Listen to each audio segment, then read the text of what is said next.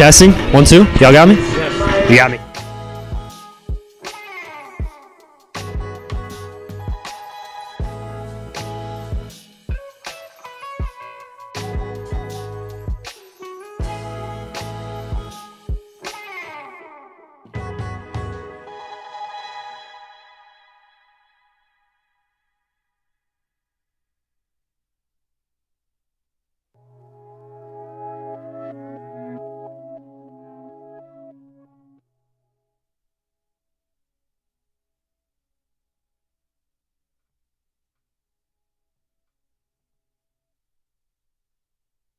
It's that time of year again. The Connecticut high school football season is winding down, but once again, Darien and New Canaan will face off in the Turkey Bowl.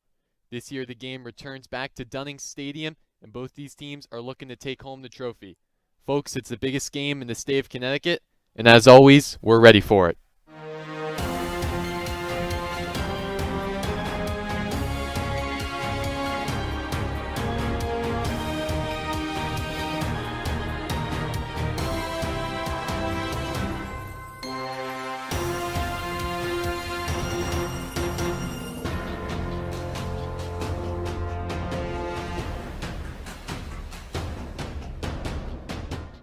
Welcoming you to the DHS Stadium Field, joined alongside Owen Heffron and Thomas Aponte. It's our third edition of High School Dame Day on DAF Media Network. We are closing in on Turkey Bowl 29, and Owen, soon enough, we'll be right back out there at Dunning Field for the most highly anticipated matchup of the year. Yeah, Liam. I mean, the pinnacle of high school football in the state of Connecticut.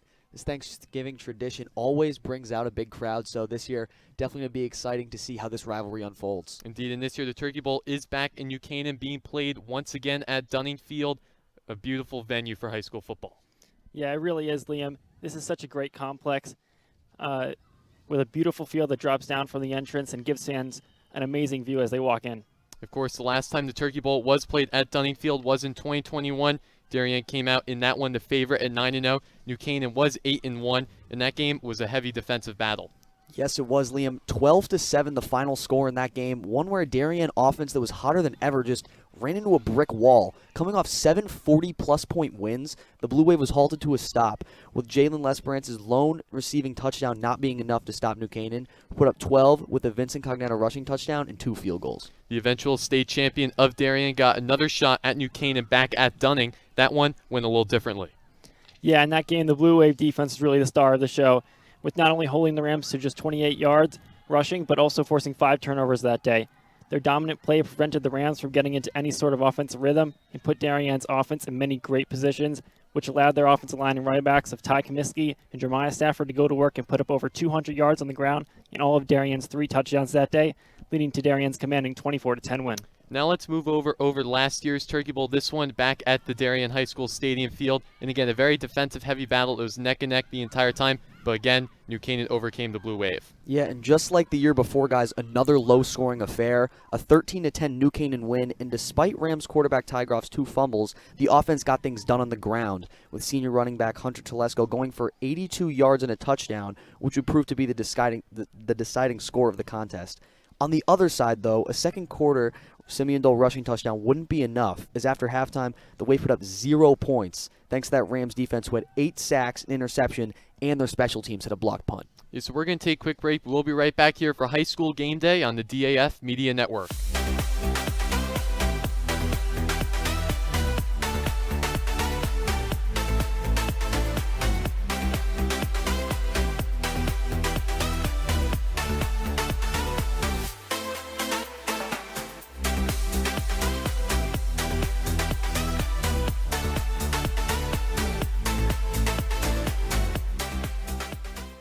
Yeah, Liam, we have some great FCIAC matchups on our hand, with the first one taking place on the Wednesday evening before Thanksgiving between the 1-8 Richfield Tigers and the 3-6 Danbury Hatters.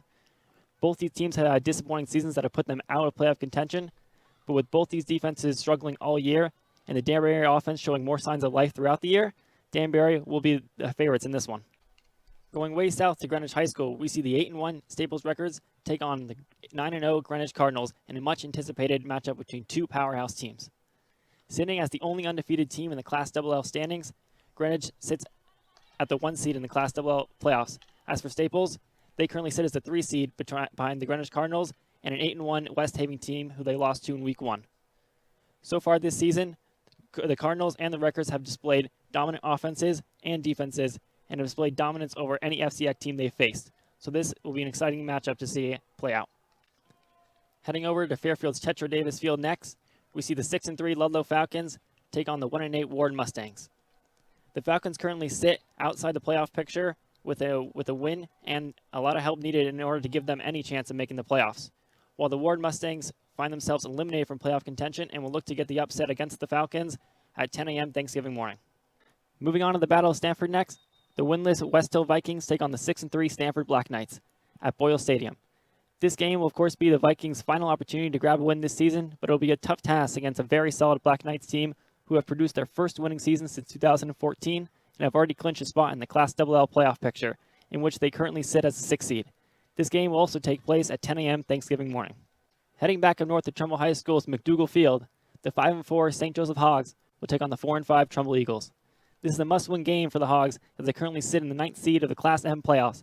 And as for the Eagles, they also sit outside the playoffs, Class LL that is, so a win and some help from other teams will be needed in order to give them a spot. This intertown rivalry will take place at 10 a.m. Thanksgiving morning. Going over to Lewis Field in Bridgeport, one of the oldest rivalries will be taking place as the 0-9 Bridgeport Central Hilltoppers and the 3-5 Harding Presidents will match up for their 102nd all-time meeting. This game will also take place at 10 a.m. Thanksgiving morning and will add another hard-fought matchup in this rich rivalry between teams that will look to end their season on a high note. And our final 10 a.m. Thanksgiving matchup will take place between the 4-5 Brian McMahon Senators and the 3-6 Norwalk Bears. Of course, the Senators put up a hard fight against Darien in Week 2 right here on the DHS Stadium field, in a game where we saw them take an early lead and stay right in it until the end when Darien found the end zone in the 4th quarter. This is a team that has displayed their success on both sides of the ball, making them a tough opponent for a struggling Norwalk Bears team that will look to get a win in their final game at Testa Field. Certainly a lot of great games around the FCIAC for Thanksgiving morning, and we spoke to the captains of Darien and New Canaan. Of course, this game, a lot riding on this one, so we spoke to them. Let's hear what they had to say. I mean, we've been watching it, like all of us, since we were young. DJ Fell coming out to these games, it's surreal being able to play in it and hopefully being able to take down New Canaan. And we have the team that's ready. We've been practicing all year. Every single time it's win the Turkey Bowl, win the Turkey Bowl. Canaan's a great team, so we have to expect a lot from them. We have to make sure we bring our A game, and I think our coaches have set us up well. We're expecting to do well in this game. Hopefully come out with a win. And obviously both teams are very well prepared, very successful historic programs, so that just continues to add on to the emotions. And it's more than just a game. It's like town versus town game. Really just spirit and pride that you have for your town, going out with your brothers and playing your hearts out. And it means a lot. It means a lot to everyone. You can see that by the notes that all the alumni write back every year on the locker room. They put up in the locker room. That just shows kind of how much people care about the game. I expect Darien's a really strong team. We know that. We know it's going to be a fight coming into it, but we expect to come out on top. Yeah, since I started playing football 3rd grade, I've wanted to, be able to enjoy this game at home. Last hurrah as a senior with my friends. Both towns show out. Everybody's yelling, they're screaming. It's just a really fun game to play, and you can't hear what's going on. It's a lot of fun. It's unlike a feeling like any other. Really just the way the two communities come together, it's just really outstanding. You get around 5,000-6,000 people here just coming to watch you play. It's really just exciting how everybody comes together on Thanksgiving. Home stands, you've been playing in this stadium your whole life, and just for the senior year, it just makes it extra special. So I'm really excited. So now let's take a look at the offensive and defensive strengths for both these teams. Let's start out with the Darien offense. Yeah, Liam, I really do love how head coach Andy Grant in his first year has this offense running. A lot of the plays are option-based, which means quarterback Ben Rolap looks for a quick short pass right after taking the snap, and if that isn't there, he'll most likely hand it off or keep it and run himself. Now let's talk some offensive weapons. The Blue Wave has a dangerous ground game with Captain Clifton Shelton, as well as recently Luke Caesar coming into his element in the backfield. Through the air, Darien has themselves targets in Will Bonner, Connor Lane, and of course, their big 2 tight ends, Kevin Roche and Charlie Tom, who each have multiple touchdowns on the year. The offense has certainly done their thing against some of the lower teams in the FCIAC standings, but coming off of 2 games versus Fairfield Ward and Bridgeport Central, where they both scored 49 points, they're going to have to prepare a little differently for their rival. Yeah, this Darien offense has seen some struggles trying to put up points on the board, but now let's look over at the New Canaan side, and their offense has just exploded this season. They really have, Liam. With an average of 38 points per game and 47 touchdowns on the year, this offense has shown itself as one of the most effective units in the state. Specifically in terms of their dominant run game, which averages 6 yards per carry and 166 yards per game. This type of efficiency has allowed them to control the pace of each game and wear down opposing defenses, which have been major factors in their success this season. The Rams' pass game has also done a great job this year. With just a total of 2 interceptions thrown and an average of 10 yards per completion, they have been disciplined and efficient. Coach Marinelli has yet again done a great job in building an offense that maintains the New Canaan football identity of a dominant run game with a smart pass game, which has once more made them legitimate contenders this year. Certainly New Canaan's offense has been a core part of their team, but now let's take a look at their very strong defensive unit as well. And what a defense it is, Liam. Since that 26-23 Week 1 loss to Shelton, they've only allowed 52 points through 8 games, which is just over a touchdown per game, and allowing double-digits points just once. If we move on to the players that make up the defensive squad, the Rams have 3 guys with at least 4 sacks and 3 guys with multiple interceptions. Their leader in picks, Alex Benevento, with 5, and get this, he also leads the team in total touchdowns with 9. Yeah, so we can certainly see that both these teams are very strong on the defensive side. So now let's hear about the Darien defense. Yeah, Darien's defense has been the heart of the team this season, making all the big plays in crucial moments and having the ability to force turnover after turnover, which has allowed them to turn the tide and momentum of many games in Darien's favor. The success of the Blue Wave defense against dominant New Canaan offense will be a key factor in allowing Darien to walk off Dunning Field with a win on Thanksgiving morning. Indeed it is, but of course we cannot forget about the coaches on the sidelines. New Canaan legendary head coach Lou Marinelli facing off against Darien first-year head coach Andy Grant. So definitely polar opposites of coaches. Of course, Grant has been on the sideline as an assistant coach in recent years, but let's take a look at what they had to say about the upcoming Turkey Bowl. What makes it so special is you have 2 very like communities that come together for this one day. And you know, when you walk out here in this field on Thanksgiving, and there's not a seat to be had, there's standing room only. They bring in stands, and you see both teams are so excited to play. I mean, the game last year was a classic. But it seems like every year it's a classic because you never know what you're going to get. So there's always a lot at stake. But even if we were both 0-9, I mean, we'd still pack the place because I think both communities, you know, take a lot of pride in their athletics, and they take a lot of pride in the kids that are on the field. So I just think it's become such a great thing. I just think the rivalry is so close to home for every family. They have cousins, they have sometimes siblings that have started in New Canaan and moved to Darien or vice versa. Families are just overlapped. The friendships are overlapped. They play club lacrosse and club sports together. I think there's just a lot of familiarity with the communities, and they've played each other since kindergarten. And the history is huge. They've been playing this for 100 years or whatever the number is, and just continues to grow year by year. This year, of course, Turkey Bowl going to be very important for both of these teams. Darien's trying to look to lock down a playoff spot. New Canaan has already qualified for the Class L. They currently sit in 2nd place. So both these teams, again, the Turkey Bowl, a lot riding on it. Darien's looking to take home a victory away. New Canaan has the home field advantage, so definitely a huge aspect on their side of it. But for high school game day, I'm Liam Tomaszewski, Thomas Aponte, and Owen Heffron doing a great job today, and can't wait to see you all at Dunning Field for Thanksgiving morning for Turkey Bowl 29.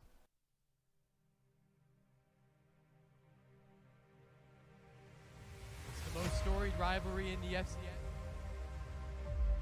Darien and New Canaan.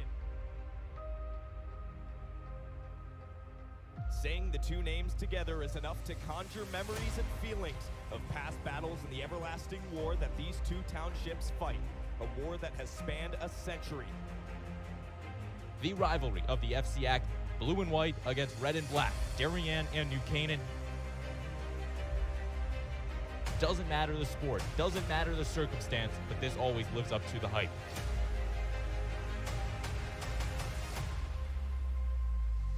Separated by just 4 miles, but divided by more than a century of rivalry.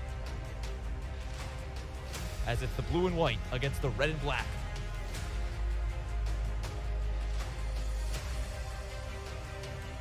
Wave and Rams, Darien and New Canaan, pick your side, but pick carefully, as this rivalry is the pinnacle of any high school sports season.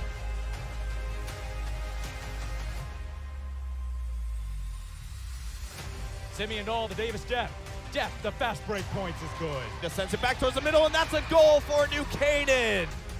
Spins his way out of it. Brady Picorni with the goal. A rivalry that matches all the way back into the 1900s, and no matter who's ranked what or what their records are, it's all thrown out the window.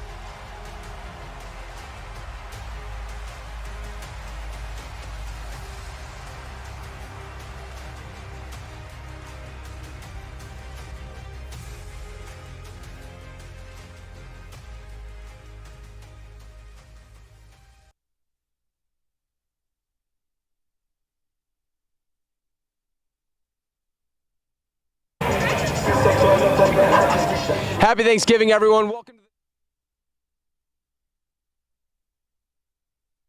Rams and the Darien Blue Wave. Myself, Greg Tomasco to my right, Liam Tomaszewski to my left, Ryan Bell coming to you down for our pregame show on the field. We'll be up in the booth calling this game later. Guys, let's get right into it. The Dunning atmosphere is insane. Well over 6,000 people expected to be in attendance today, and as we can see, people are already entering the stadium and starting to fill these seats. So obviously a nice 46 degrees. It's a clear sky, but it's a little bit chilly and there's a little bit of a breeze. So I don't think the weather is going to impact this one too much, but let's get right into it. Starting off, we're going to head to our sideline reporter, Eva Campbell, for an injury update to see who will not be joining us this afternoon on the field. Eva? Hi, I'm Eva Campbell. I'm here, and I'm going to be one of your sideline reporters for tonight. Well, now let's get started on injuries. New Canaan has 3 major injuries, all of which will not be playing. Starting off with senior Charlie O'Connor, who broke his leg during the first game this season, and he's been out all season. Then we've got starting running back senior Dylan Pryor, who was injured, who fractured his leg, which was obtained from a game 2 weeks ago, which they played against Brian McMahon. The second one is against wide receiver senior Jack Wolpers, who fractured his growth plate last week during practice. Moving on to the Darien team, they also have 2 injuries. Both broke their collarbones at the game last week during a couple weeks ago against Greenwich, which Darien lost 14-30. The first one is star defensive back senior Ryan Guillermo, but he may or may not be playing tonight, so keep a lookout for him. And then the second one is quarterback senior Declan Cunningham, who will not be playing. All right, guys, thank you. Back to you guys. Guys, let's get right into it. Our player comparisons for today. I can't wait for this one. Starting off with the running backs for New Canaan, it's Cooper Smith. For Darien, it's Clifton Shelton. Obviously for New Canaan, Dylan Pryor, the starting running back this whole season, is out with an injury, as Eva spoke on, so that's a huge loss for the Rams. Dylan Pryor has been electric all season. He's been one of the best players in high school football. He's been scoring touchdowns and really doing a great job, but Cooper Smith shares that touch load. And Ryan, what do you have on him? Yeah, great. The loss of Dylan Pryor, it's going to hurt the Rams a lot today, but Cooper Smith is a very serviceable running back on the season. 41 carries, 7.5 yards a carry. When he gets the ball, you know he's always going to be fighting for extra yards. 2 rushing touchdowns in their last game against Brian McMahon. Expect a lot from him today, Gray. Look, and Cooper Smith is one of those players that is the top talent. He's one of the best players in the state. He's very fast, punt returns, amazing. He does everything right. He's such a smart player. He knows what he's doing. He knows how to find an open space in the field, and he knows how to score touchdowns. Moving on, Clifton Shelton from Darien. Liam? Yeah, Darien senior captain Clifton Shelton, he's just been explosive this year. He's done really well, 4 touchdowns and 52 carries on the year. Overall, the Darien running game has been a little bit on hold this year. After last year, senior captain Jake Wilson did really well. So Darien running game is going to really need to be on their A game if they want to come out and grab the win today. And guys, let's move on to the wide receivers for New Canaan. It's tight end Luke Reed, the do-it-all player. As you'll say, Ryan, he's a Swiss Army knife, a Taysom Hill, and he's the punter for the Rams too. What do you have on Luke? Yeah, I like that term, Swiss Army knife, just like a Taysom Hill, right? Luke Reed, he plays tight end, receiver, running back. When the Rams go jumbo set, you'll see him line up in the backfield. Caught a trick play touchdown against Brian McMahon. Luke Reed's all over the field, 4 touchdowns this season, 161 receiving yards, and expect some rushing yards from him today too. And let's move on to Darien's Kevin Roche. Liam? Yeah, the 6'8" stature of Kevin Roche is no exaggeration. He's just been really great this year. 4 touchdowns, 325 receiving yards, 27 receptions. He's been the main primal focus of this offense. Andy Grant's offensive structure is get the the ball to Roche, and pretty much their entire offense. They have the weapons, but Roche has been the main focal figure of this Darien team. And guys, both teams are very strong defensively. I think we all predict a very strong defensive battle today. So getting into it, our defensive players to watch out for: Alex Benevento, Briggs McGuckin. Starting off with Alex, obviously you'll hear his name tonight on both sides of the ball. The star player for the Rams, and really the star player for, I'd say, Class L state of Connecticut. Ryan, what do you have on him? Yeah, great. Benevento is one of the best defensive backs, not only FCIAC, but in the entire state. He also does it on offense, but right here, just focusing on the defense. 22 tackles this season, 17 solo. A couple weeks ago against Bridgeport Central, he had not one but 2 pick sixes, which tied a state record. Expect Benevento to be all over the field today. And look, you see that offensive ability in the number of interceptions. He has 5 so far this season, so he's not scared to play a little receiver on the defensive end and pick off some balls. Moving on, Briggs McGuckin, the Bowdoin lacrosse commit for Darien lacrosse, obviously very talented for football, one of the best players on this roster. What do you have on 6? Yeah, senior captain Briggs McGuckin has not been shy on this defense this year. Last year as a junior, he was a wide receiver. This year, he's transitioned into that secondary defensive position. He's just been a really star player this year. 15 solo tackles, and he has a sack as a defensive secondary, and he just adds to his very great Darien defense. And both these number 6s you're going to have to look out for in today's game, obviously, with a lot of talent. Moving on, we'll go to our sideline reporter, Ryan Dahlquist, to talk about the strength of both defenses in this matchup. Ryan? Oh, and welcome back here to the Darien sideline. My name is Ryan Dahlquist, bringing you some of the action. Right now, both teams inside, so not really the shot that we had in mind, but I'm going to take you through a little bit of what we're looking for here today at this Turkey Bowl. Darien now coming in 7-2, ranked 5th in the Class L state rankings. Talk a little bit about their defense. 110 points across the last 8 games. That's 14 points a game average. Not great, but that doesn't count their forfeit on week 1, so no shortage of athletes on that defense. We have the likes of Briggs McGuckin, Ryan Gately, Will Barber, Morgan Rupenstein, and of course we're missing Ryan Gerlamo, one of the great safeties here on this Darien team. Now their offense is a different story, putting up 232 points in the last 8 games, and that's going to be 29 point per game average from the likes of Ben Rolap, Kevin Roach, Connor Lane, 3 of our players to watch today. On the New Canaan side, coming into this one 8-1, ranked 2nd in Class L state rankings, just behind Naugatuck. Their defense putting up 52 points across the last 8 games. It's going to be 6.5 points per game average. Of course, a different strength in schedule, though, for the Rams. They've only played 1 top 10 matchup against Shelton week 1. That one ended in a 23-26 loss for the Rams. Some good athletes on that defense, though, the likes of Alex Benevento, Owen Leiden, and Thomas Garcia. Their offense with 323 points on the season, averages about 40 points a game, and that's from the likes of Luke Robinson, Alex Ruscio, Cooper Smith, and Luke Reed, some of our players to watch here for the Rams. That's all here from the sideline. I'm going to go ahead and send this one back up to the desk. It's been a pleasure. My name's Ryan Dahlquist, and sending this one back up to you. Thanks, Ryan. Moving on, let's talk about our head coaches. Obviously, there is no comparison to Lou Marinelli, but we'll try our best to do that with Coach Grant here today. Lou Marinelli, Ryan, obviously, in my opinion, the greatest coach in high school football history here in Connecticut. What do you have on him? Yeah, Lou Marinelli, surely one of the GOATs of Connecticut high school football history. 42 seasons, 18 Turkey Bowl wins, just one of the best all time, whether it's regular season, in the Turkey Bowl, or postseason. Lou Marinelli always has his guys ready. And look, 13 state championships and 30 appearances is quite an amazing feat. Obviously, last year they added to that number, and the New Canaan Darien record, I mean, just shows for itself that experience Marinelli has in these rivalry games. These 28-16-1. I believe that was that tie back in 03 in the Turkey Bowl. So moving on, Liam, Coach Grant, obviously his first season for the Wave. Yeah, it's really tough to compare to Lou Marinelli, but this year for Darien, they brought in new head coach Andy Grant, and overall he's brought a lot of energy to the sidelines. He's been the main focal point on that sideline, get the kids excited about going out into play. This year they're 7-2, so they've done really well in his first season. This year is definitely going to be a huge game for them. And guys, moving on, let's talk about some Turkey Bowl history. Obviously, New Canaan won the last 5, as most of you know. Ryan, what do you have on those games? Yeah, these last 5, but I'm going to focus on these last 2 low-scoring games. Last year was 13-10. 2 years ago, 12-7, excuse me. So New Canaan, they always win these low-scoring battles, but something to note, those early games, 2017, 2018, back at Boyle, that's when Drew Pine was the quarterback for the Rams. Now it's going to be on the shoulders of junior Luke Robinson, so we got to see how he's going to be able to do.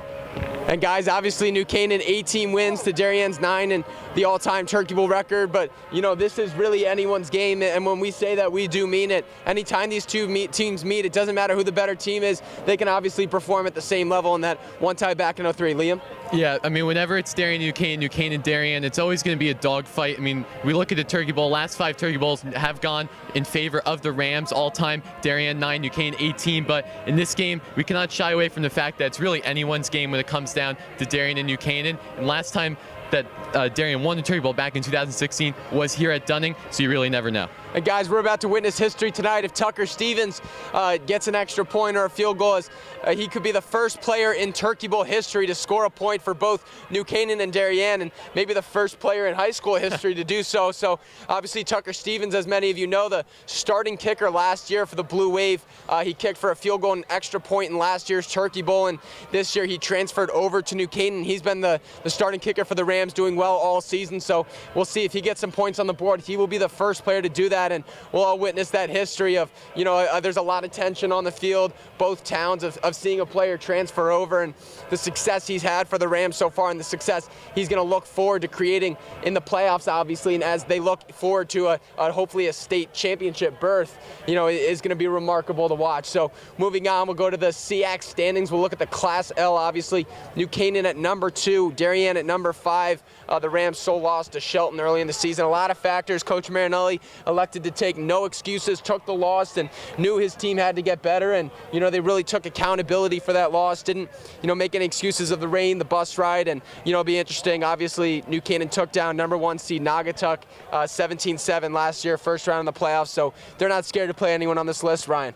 Yeah, you mentioned they beat Naugatuck in that postseason last year. Also in the Class L final, they took down Maloney. So a lot of teams on this list. New Canaan's already played. You mentioned they lost to Shelton that first game, obviously playing Darien today. So New Canaan's going to have that edge on experience when they make the postseason. And obviously Darien, a very talented team, 7-2 this year with a brand new head coach. So obviously an impressive feat. Liam, what do you have on them? Yeah, a lot of dominant teams in this Class L. Just looking at the standings, Newtown lost to Massac last night, so they're going to drop to 4. But as for the Turkey Bowl, Darien and New Canaan have both qualified for the Class L playoffs next week. So this game, not a lot riding on in terms of state playoffs, but for today, it's just about the Turkey Bowl. That's both these teams' main goal, is try to take home that Turkey Bowl trophy and overall, and then focus on next week when the time comes. And guys, every single football game has keys to the game, but tonight they're even more important than ever, as there is so much on the line, including town pride. Ryan, what are the keys for New Canaan? Yeah, my first key for the Rams, you got to have a successful run game. Without Dylan Pryor, they have to establish it early on with Cooper Smith. Obviously a great offensive line for New Canaan, but Cooper Smith got to find the holes and get their rushing yards there. Second is capitalize on field goals. Tucker Stevens, you mentioned, coming over from Darien, he has missed a few kicks this year, so when the Rams enter the red zone, they have to end with 3 points. Lastly, New Canaan has to have a strong secondary. Alex Benevento, Michael Smith, Luke Bopp, just name a few. They have to stop that Darien passing attack, Grant. And look, I have a lot of confidence in kicker Tucker Stevens. I think he'll perform well this afternoon. And obviously the Rams, as you said, are going to struggle a little bit, as Cooper Smith's going to have to take over all the carries to Dylan Pryor. And Dylan Pryor, obviously such a valuable asset to this team to be able to take that workload away from some other guys who can work different positions. Moving on, let's go to Darien's keys to the game. Liam? Yeah, Blue Wave's going to have to come out early on the offense. They have the weapons. They have Kevin Roche, Connor Lane, Luke Caesar. All the names have done really well this year. And for this game, they're going to have to gel and make those plays when needed. Second, they're going to have to establish the pass game early. Darien has a sophomore quarterback, Ben Rolap, who is available to make these big passes. He's really good. And then finally, they're going to have to continue the defensive pressure. They know how to apply pressure to the quarterback. They're good with the pass rush. Their secondary has been really strong all year. So if they want to make New Canaan in an uncomfortable position, they're going to have to really charge on the defense. And Darien obviously just took the field. You can hear the crowd noise behind us and the players storming the field. Pretty impressive, coming out with the flags and in their white and blue helmets. So obviously looking forward to this very great game, a historic matchup, the 29th Turkey Bowl. As we said, let's get right into our score and win predictions. So obviously we got 2 red ties, 1 blue tie here. So we'll start off with you, Bell. Yeah, I don't have the headgear like Lee Corso, but I am going to have to go with the Rams to win this one. I'm going to go 20-13, a low-scoring battle like it's been the last couple years, but I think the Rams defense edges it out in the second half. And Liam, who do you have in this one? Yeah, so as the lone Darien analyst here sporting my blue tie, I have to go with the men in blue. I think that they've really gelled well together. They've come out a little bit slower in the season, but they've really progressed well. So I know the Turkey Bowl is going to be low scoring. Both these defenses are very strong. So I'm going to go with the Blue Wave winning 17-14. And look, in my opinion, from a statistics perspective, I think the Rams are the best team in the state. And, obviously they've been very well this season. I think the Rams are going to take this one away, my alma mater, if you want to call it. So I think the Rams are going to win 20-14 in this matchup. I think a series of late touchdowns in the second half. So we'll see. Obviously, 3 great predictions, 3 realistic predictions. I think in a game like this, anything can happen. So obviously a lot on the line, town pride, Turkey Bowl trophy. You got the 29th, obviously a very big number, 97th overall matchup. So as we get closer to that 100 mark between New Canaan and Darien, there's a lot of anticipation, a lot of history building, as you'll see a little later in our Turkey Bowl over the years video later in this game. So obviously a lot on the line today, guys. Let's start off with your closing thoughts, Bell. Yeah, my last thought, it's how junior quarterback Luke Robinson's going to play today. Obviously, he has not started and finished a game since Wilton. That was back on October 21st, the homecoming game. Maybe these first few drives just kind of ease him into a bit. Maybe even Alex Russi gets a few snaps. But as the game goes on, I got to see how Luke Robinson's going to do. Moving on to you, Liam. Any closing thoughts? Yeah, the energy here at Dunning is just electric. The Turkey Bowl is always the highlight of the year. Thanksgiving morning, it's beautiful out. I think Darien, they're coming into this game as the away team. Maybe not as strong as the New Canaan Rams team, but I think if they get off early and put New Canaan in that uncomfortable position, the momentum's going to go to their sideline. And look, it's pretty impressive that thousands of people will be showing up in the next maybe 20 minutes here. So it's really an awesome thing to see, and there's these two communities coming together. My last words before we go is it's just going to be on the 2 running backs for New Canaan today. Obviously, Cooper Smith and Dylan Pryor. Cooper Smith's going to have almost double the touches because Dylan Pryor's out, so he's not going to be able to take over that workload. Obviously, Cooper Smith is one of the better players on this team, if not one of the best. He can kick return, punt return, so we'll see what they can do in today's game, guys. That's all from us down on the field in our pregame show. We'll see you back in the booth after a few short messages. Thank you. This game is sponsored by NC Rams All Sports Booster Club Platinum and Gold sponsors. We would like to thank our Platinum sponsor, Anderson Kenny Architecture, a full-service practice that encompasses a range of commission, residential, and commercial projects. Each project is a thoughtful collaboration tailored for clients and their needs. The outcome is highly personal, constructed with intention and integrity. We would like to thank our Platinum sponsor, Dr. William Fessler of Fessler Family Dentistry, the dental office for your entire family's dental needs. At William Fessler Family Dentistry, smile, you're in good hands. Platinum sponsor Frangio Engineering. Planning on putting a pool or addition onto your house? Are you having drainage issues on your property? Frangio Engineering can help you find a solution. Platinum sponsors and NCHS alumni Leo and Steve Carl of Carl Chevrolet have been proud supporters of local athletic programs for generations. Their dealership has been serving Fairfield County since 1927. Their team is ready to assist you with all of your automotive needs.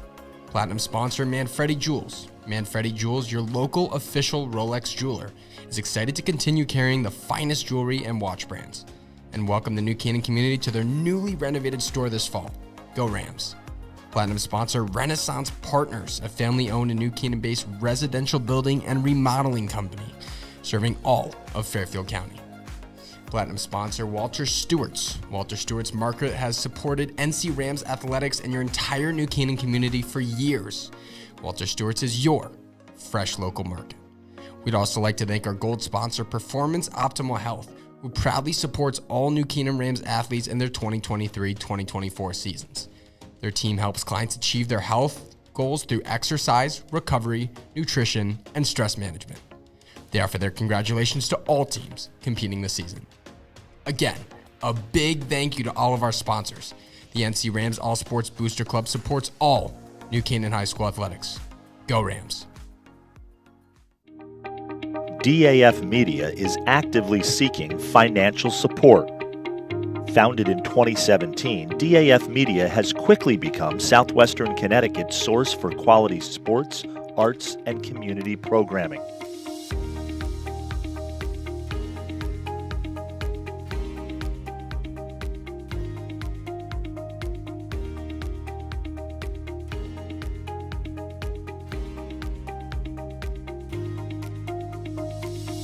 If you like what you see on the DAF Media Network and want to help us continue to deliver high-quality broadcasts while teaching lifelong STEM, communication, organization, and leadership skills, please email us at sponsor@dafmedia.org. We are a registered 501c3 organization. Support.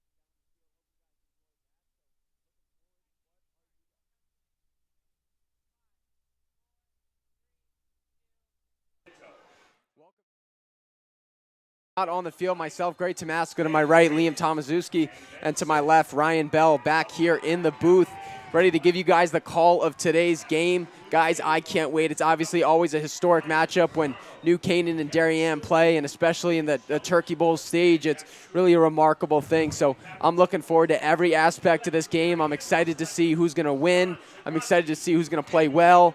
Obviously, a lot of people know the players playing, right? You've got all your friends in the stands, so there's a lot of pressure building up on your shoulders. How do you guys think these teams are going to deal with pressure? Starting with you, Ryan. Yeah, I mean, for New Canaan, they just got to kind of ease their way into this game. A lot of nerves, as you mentioned, with all these people watching the game, but that's the thing. You just got to be able to handle pressure. I think New Canaan's going to do that, especially with Lou Marinelli, as we mentioned in the pregame.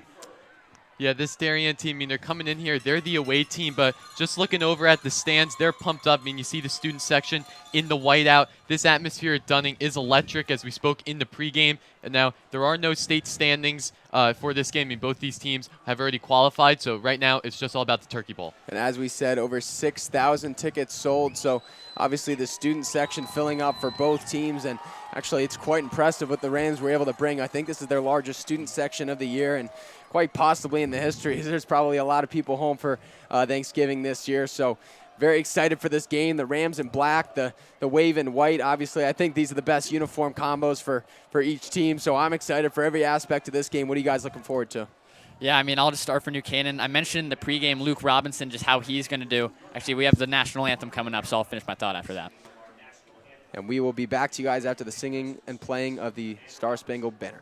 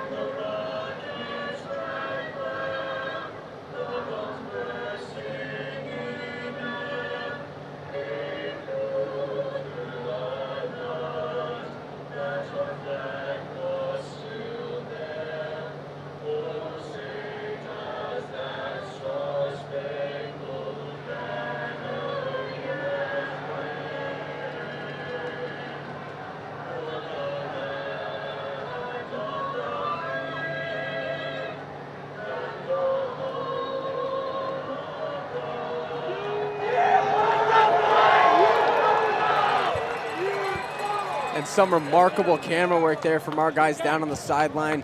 Guys, I got chills from that Star Spangled Banner national anthem singing. I can't wait for this matchup. A packed house, I'd say well over 6,000 people. So I really can't wait for this one to get going. Do you guys have any other thoughts before we go to kickoff? Yeah, there's not many words to describe the feeling of Dunning Field right now. I mean, you have the white Darien over here, the black New Canaan over here on their sidelines. The student sections all came out, and it's Thanksgiving morning. I mean, you can't really get better than this in Connecticut high school football. Yeah, it's, I mean, just perfect football weather right now. Both these teams, biggest game of their lives right now with all these fans supporting them, whether you're Darien or New Canaan, just coming together and watching the spectacle.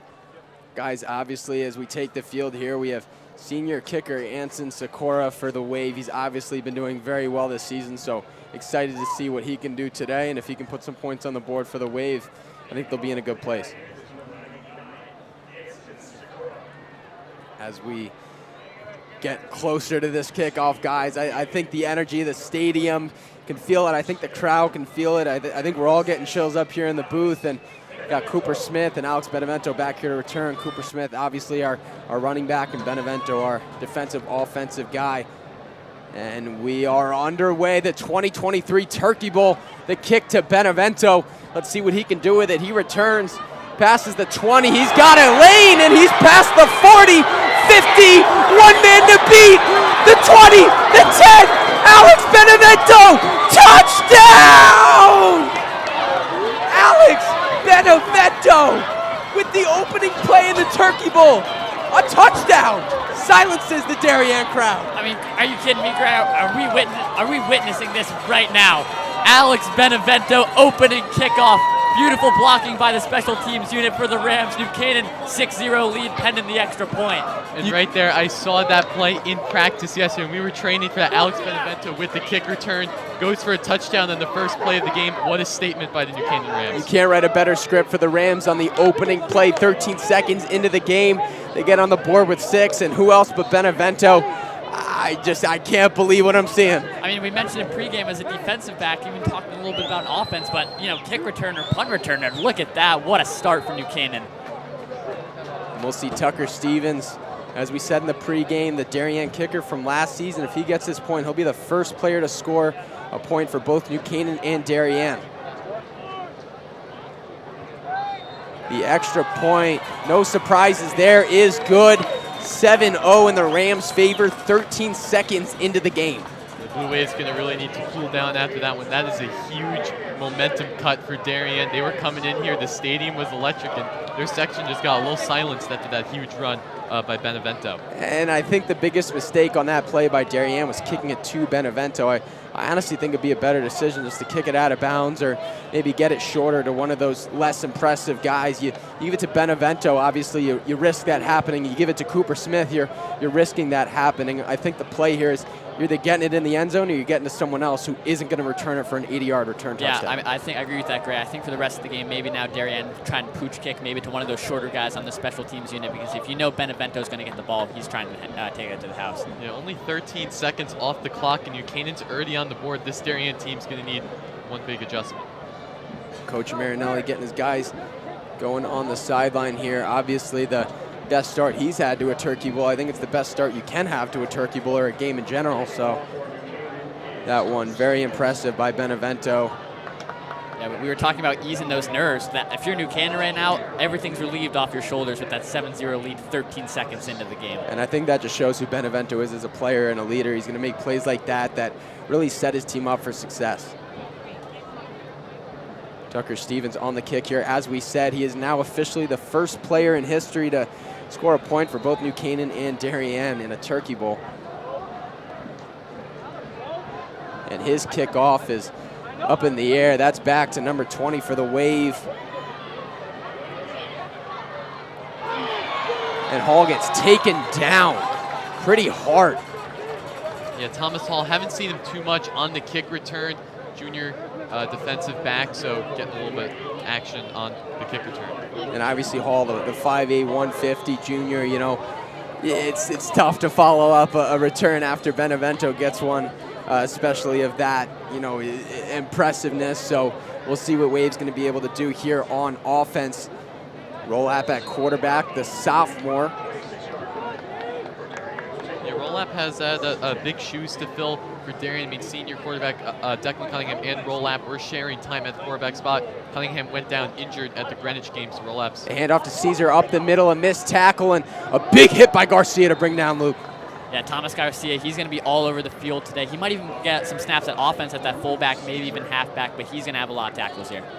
Yeah, Luke Caesar has shared the running back spot with Clifton Shelton in the past recent games. We've seen Caesar a little bit more at that running back spot, so wouldn't be surprised seeing him more at that running back position. Here's Rolap. Caesar's going to motion to the outside as he did last play. We got trips left. Two wide receivers spotted out to the right. 2nd and 6. Rolap takes the snap, drops back in shotgun. See what he can do. He's scrambling, and he's got a guy to beat. And Chekharov brings him down. And this Rams defense, I didn't want to throw him to the ground there, but great play by them to force him back, and it'll be 3rd and deep. Yeah, Simon Chekharov, the outside linebacker. He at the start of the season maybe wasn't expecting too many snaps, but as the season's rolled on, the coaching staff has just seen, especially Chris Silvestri, the defensive coordinator. Chekharov gives 110% effort. You see it right there. I mean, you see the Darien stars right there. There's a lot of big units on that offense. Connor Lane, Will Bonner, Kevin Roche, Charlie Tom have done really well. But then looking back at that Ben Rolap run, he only has 15 rushing yards on the year, so not as much as a mobile quarterback. We'll see what Rolap's going to do here. He throws a swing out to Caesar. He's met right away by the Rams' missed tackle, and a few missed tackles, a flag down on the play, not enough for the first. I'm not sure if that was a holding flag, but Caesar definitely had the open lane to run and very close to that first down marker. Jake Fox missing that tackle there for the Rams. He's one of his first few minutes here of the game. Normally they have Owen Leiden in that job, but he does a great job, and obviously you can see Garcia there consoling him and just saying, do your thing, do what you know you can do, and you'll make the play. So that flag was on the Rams. It'll give the Wave a first down. It was a face mask, 15-yard penalty, so that one's going to go in favor of the Blue Wave. We'll see what the Wave's going to do here. Obviously, they got bailed out there with the big flag, so exactly what they needed, that first down. See if they can get past the 50 here. The I formation. Rolap takes the snap. Handoff to Caesar on the left side. Caesar getting some yards, but brought down by a swarm of Rams, a gain of 5. Yeah, expect a lot of that tonight from New Canaan. A lot of guys, whether it's the defensive line, linebackers, really that whole front 7, they're all going to get a hat to the ball and force a stop. Here's the New Canaan starting defense. Walter Schmitz, Carter Seipel, Miles Chisholm, that defensive unit. Owen Leiden, Garcia, Barnard to Chekharov. Obviously, we see Fox filling in there for Leiden, Luke Bob, Connor Mazza, Michael Smith, Benevento. And Caesar gets enough for the first down. Yeah, Luke Caesar's just been a very dominant rusher this year, and another run like that really close to that first down marker, and looks like he will pick up first down for the Blue Wave. It looks like this Wave coaching staff is liking Luke Caesar here. They've given him a lot of opportunities. We'll see if they air this one out. Rolap takes the snap, handoff to Caesar on the left side, and brought down by Chekharov, a missed tackle there from Schmitz, made a diving attempt. Yeah, Darien's starting to push now. If you're New Canaan, it's bend, don't break, right? You don't want to give up a touchdown, obviously. 3 points, it is what it is. But here, Darien pushing across the 50-yard line. The New Canaan defense got to make a stand. Yeah, this is something that we've seen from Darien this year. They know how to use the clock well, and small rushes like this just eat away at it. But you definitely want to come away with a score, try to get this game back to a tie. See what the Wave does here. Rolap takes the snap. Fake handoff, and he throws out to a wide open number 15 offensively there. That's Connor Lane, but the pass not great. That one almost picked off, thrown to the feet of Mazza. Yeah, Ben Rolap has 7 interceptions on the year. I mean, he's only a sophomore quarterback, but right there just shows that he throws a little bit too quickly, and right there just missing Connor Lane. If you're going to want to get deep into this Dirty Bowl game, you have to make those throws. 3rd and 6. On the opponent's 46-yard line.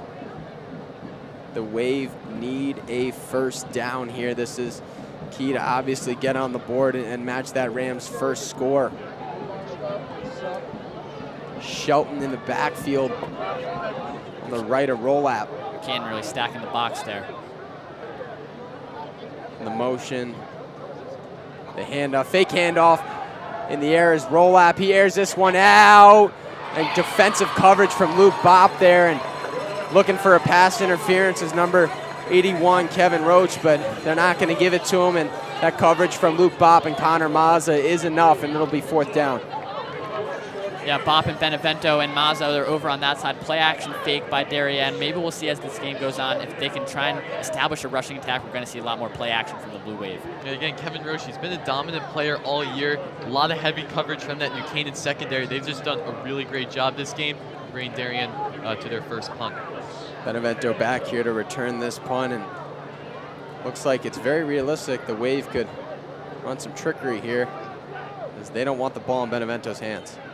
And they'll punt this one. That ball in the air. Benevento will call a fair catch and just take that one down. Doesn't want to get clocked. And I like what the Wave did there. They sent those guys to the outside so they could get down to Benevento and prevent that return. Yeah, smart from Darien there, just trying to get a lot of hang time on that punt, so Benevento's forced to call the fair catch. And I think what the Rams are going to try and do is if that happens and you send 4 guys out to the outside, they're going to start sending more guys up to block that punt.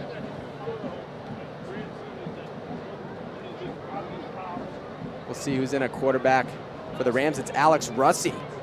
So that was a question here today. Number 10, Alex Russi, or number 12, Luke Robinson. I see both of them getting in this one. Obviously both very talented players, but Alex Russi will be the starting quarterback for this game, and we'll have Cooper Smith in the backfield with him. Esposito out to the left, the sole receiver, wide out. Yeah, Russi's been getting a lot of good reps as a starter this year, sharing the time with Luke Robinson. Motion to Langford, drops back. Russi takes it himself. A running quarterback and a great block from Cooper Smith. Russi has a lane. The 50, the 40, the 30, the 20, the 10. Does he have enough? Yes, he does. Touchdown, Alex Russi. Wow. Another first play touchdown for New Canaan. The junior Alex Russi, we didn't mention, he's a running quarterback, QB power. New Canaan loves to run that a lot. Jimmy Nugent, the offensive coordinator, lots of QB powers and read options from Alex Russi. He takes that one to the house. And off of one offensive play, the Rams have 2 touchdowns here at Dunning Field. It's really incredible what they've been able to do so far, and the success that they're, well, I guess the offense is having, and that special teams unit. And Alex Russi, what a run. You know he's a running quarterback, but you don't expect that out of anyone. Yeah, this is something from Darien that we haven't seen all year. They haven't, I don't know if it's nerves or just coming in knowing that New Canaan is such a good team, but giving up 2 touchdowns just like that is almost unheard of in high school football. I've never seen that. Tucker Stevens, 95% on those extra points, and nails that one. No surprises there. That one, feel bad for whoever's got to get that out of the woods, but that'll be a few minutes hike because that ball is gone. I mean, first play of the game, Benevento takes the kick all the way down for a touchdown. First play of scrimmage for the Rams offense, it's a touchdown for Alex Russi. The perfect start for New Canaan. And a frustrating thing here, if you're this wave defensive unit, you got to face your coach after letting up that huge touchdown after they've already given up that kick return touchdown to Benevento. So Benevento and Russi, the 2 guys who have touched the ball from the Rams so far, and they both scored. Yeah, we're not even at the end of the first quarter, and New Canaan has already just walked over the Blue Wave after only really 2 offensive plays. And my God, this Darien team's going to have to get going on the offense. Tucker Stevens set to kick this.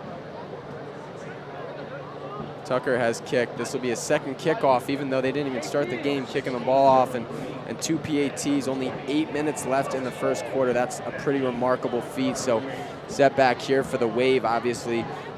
Number 20, we saw Thomas Hall on that first return, and I believe that's number 16, John Rooney. And Coach Marinelli is currently talking to 2 of the refs in the field right now. Maybe he's got something to say to him. Looks like he's on the phone, so maybe a rule thing. He's sending a guy over to the Darien sideline or to check with his other refs, so maybe some sort of sideline violation Marinelli's looking for. I'm not sure. Yeah, I'm not sure what they were talking about. I mean, I doubt it has anything to do with the play, but referees are talking to Darien head coach Andy Grant about something.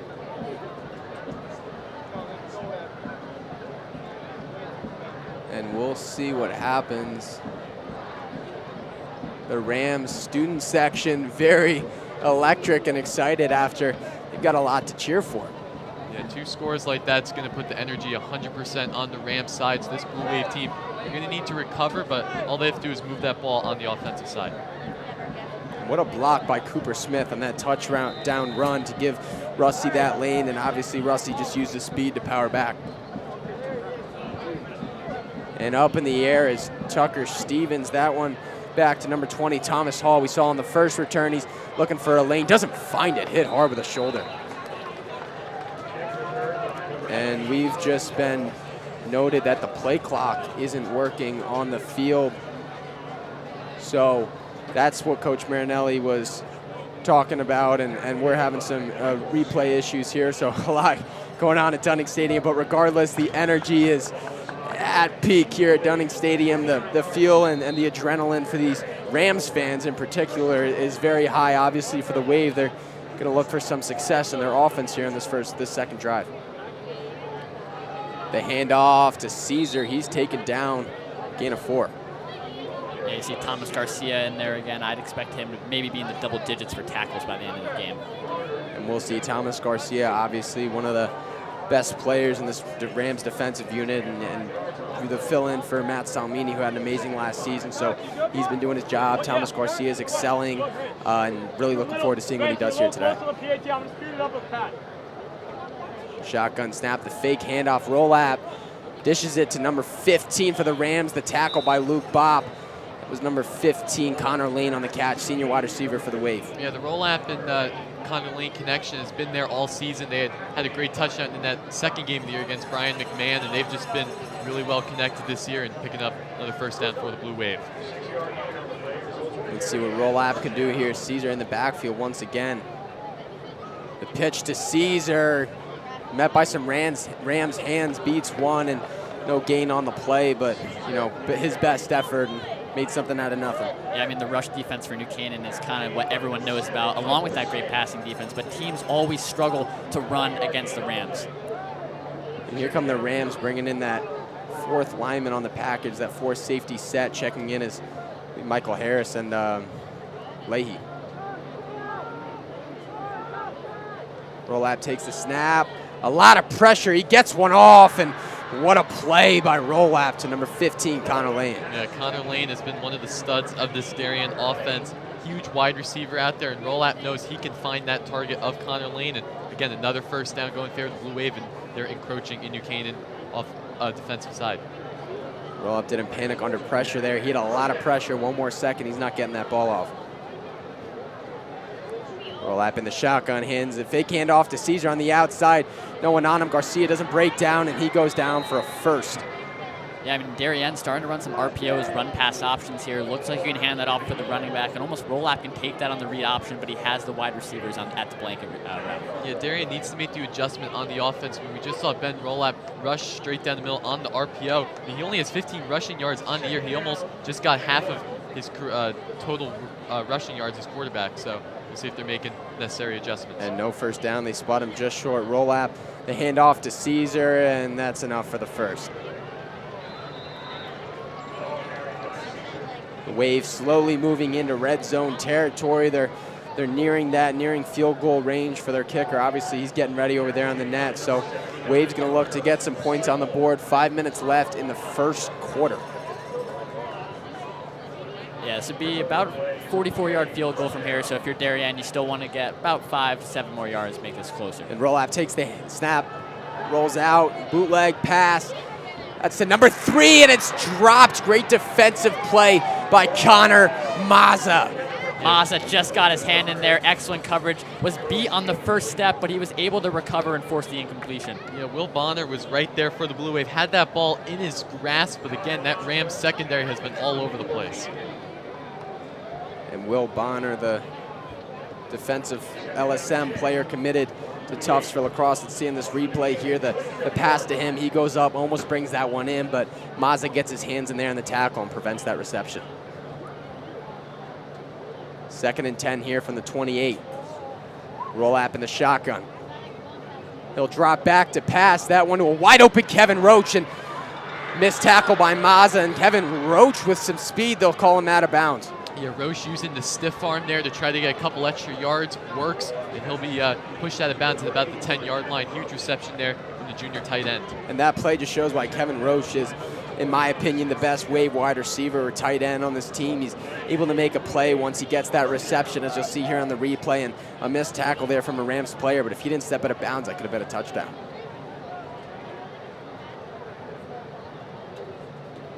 The Wave snaps, drops back, Rolap, isolation to Roach. That one almost a one-hand grab. Defensive coverage from Alex Benevento on the outside. I like the play call from Darien. Hit your tallest receiver one-on-one. Maybe you want that ball to be a little bit more of a lob for that fade, but it was a great play call by the Blue Wave. Yeah, it was a good fade play call by Darien. I agree with that. Again, Roche has been one of the huge players on this Darien team, so trying to find him in the end zone is always a goal for Darien.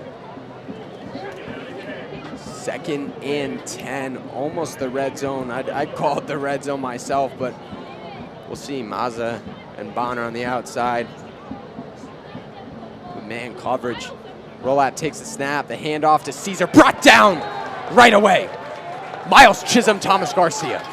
Wow. Yeah, senior captain Thomas Garcia for the Rams all over that tackle. I mean, you look at that replay, he was just going in there and swarmed up Caesar, gave him no breathing room. Yeah, Garcia just found the gap right there, shot through it, forces the tackle for loss. You see in that replay, Chisholm takes Caesar down. Garcia comes in to clean up finish some business there, so great play by them. Buchanan 14-yard line, a little twins formation here. Caesar to the left of Rolap. Rolap in the shotgun. And a fake handoff. Rolap drops back, some pressure, nearly brought down. That one thrown away. The pressure from number 2, Ryan Barnard, middle linebacker from the outside. Great stand by the New Canaan defense right when Darien started to push, forcing 3 straight stops. Great job by the Rams. We'll see what this Rams special teams unit can do. Obviously, they've been known to block some kicks in the past, and obviously Darien, a very talented kicker in Anson Sikora. Yeah, Anson Sikora, this can be a huge field goal attempt for him. He doesn't have too many field goals on the year, but he is clean on the kicking sheet. So right here, probably the biggest field goal of the season so far. A lot of pressure, a lot of people in the stadium. Stadium silent. I'm kind of surprised. You know, normally you try and get loud to distract the kicker. 31 yards away. And he takes that one right down the middle and into the parking lot. The field goal's good. Anson Sikora with 3 on the board for the Wave. And Sikora keeps the 100% going. 18 for 18 on field goals this year. And putting up points is what Darien needs to do to try to inch back to this strong Rams squad. We'll see what the Rams can do here, as obviously they'll have the ball, and every time they've touched it so far in the game, it's been a touchdown.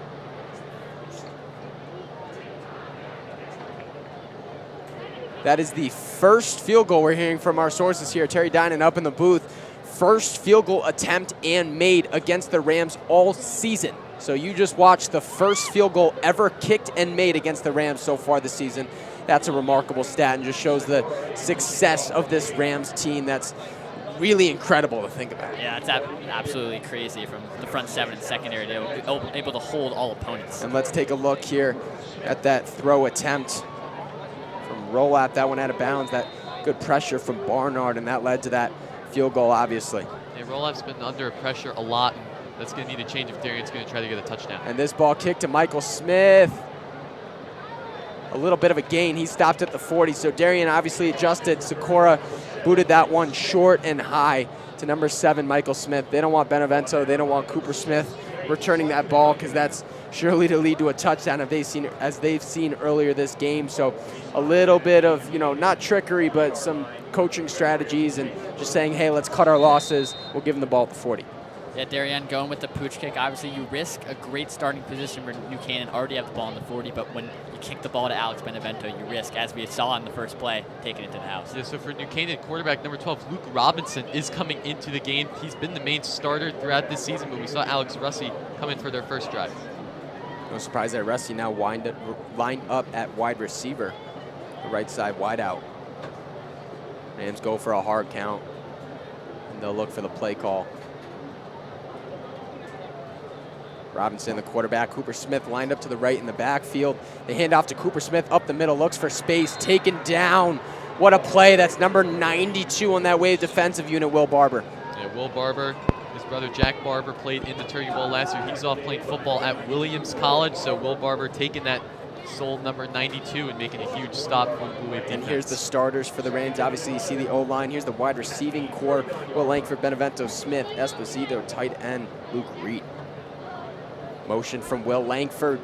Robinson takes the snap, drops back for the pass to an open Russi, and that ball thrown a little too far in front. So Darien obviously very excited. It's now 3rd and 11. Yeah, I mean, you look at that Darien starting defense, they have the huge defensive line right there, but you move back towards the secondary and the linebackers. Walker Brown, Johnny Fay, and Ben Curtis have all been explosive, and then you look at the secondary, a lot of veterans on there. Ryan O'Malley, Bruce McGuckin, Morgan Rubenstein, all do a great job.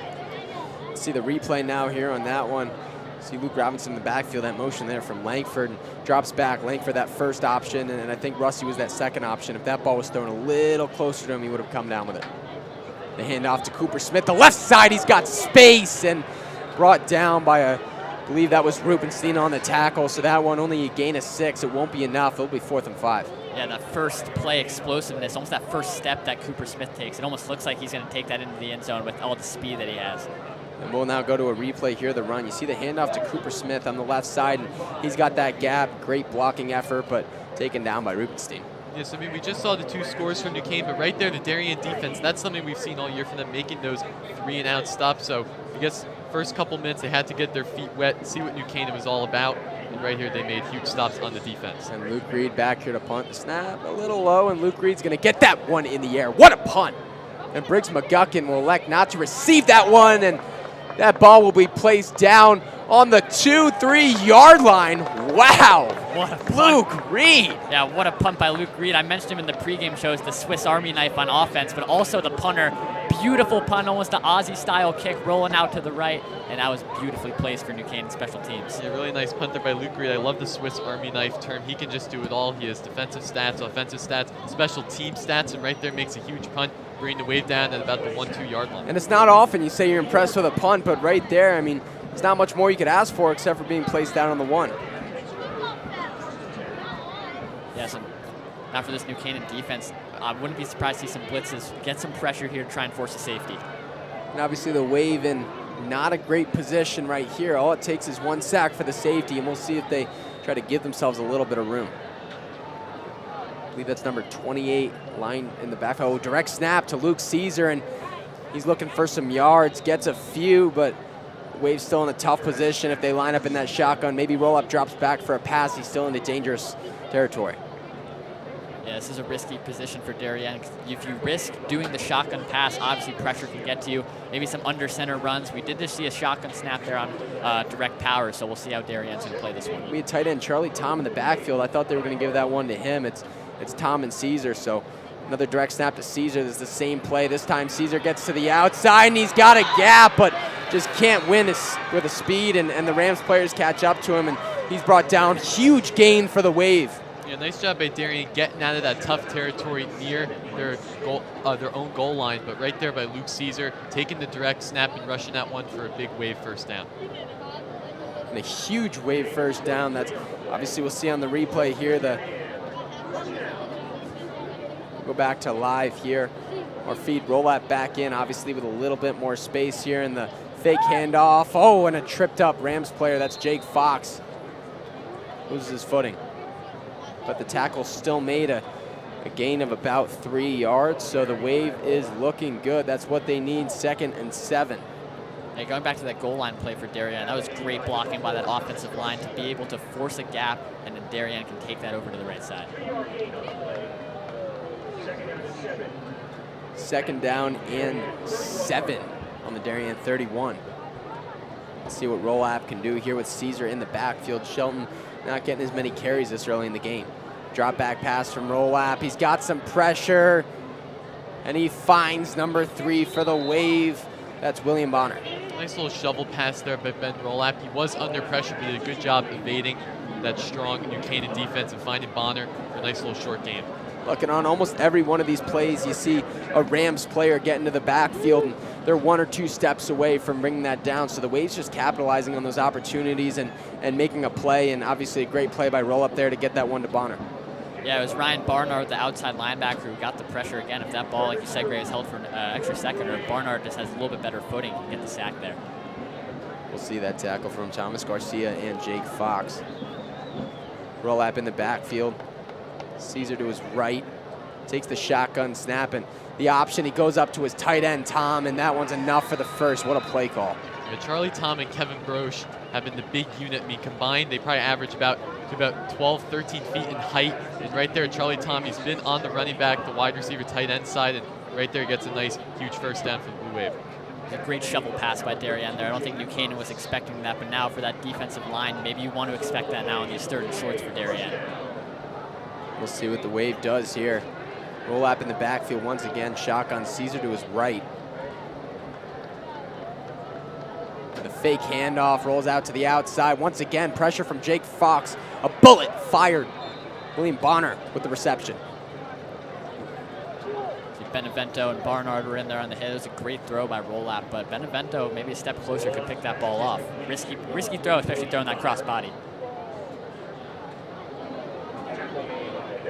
The tackle there made by Alex Benevento, number 6 for the Rams, our defensive player to watch.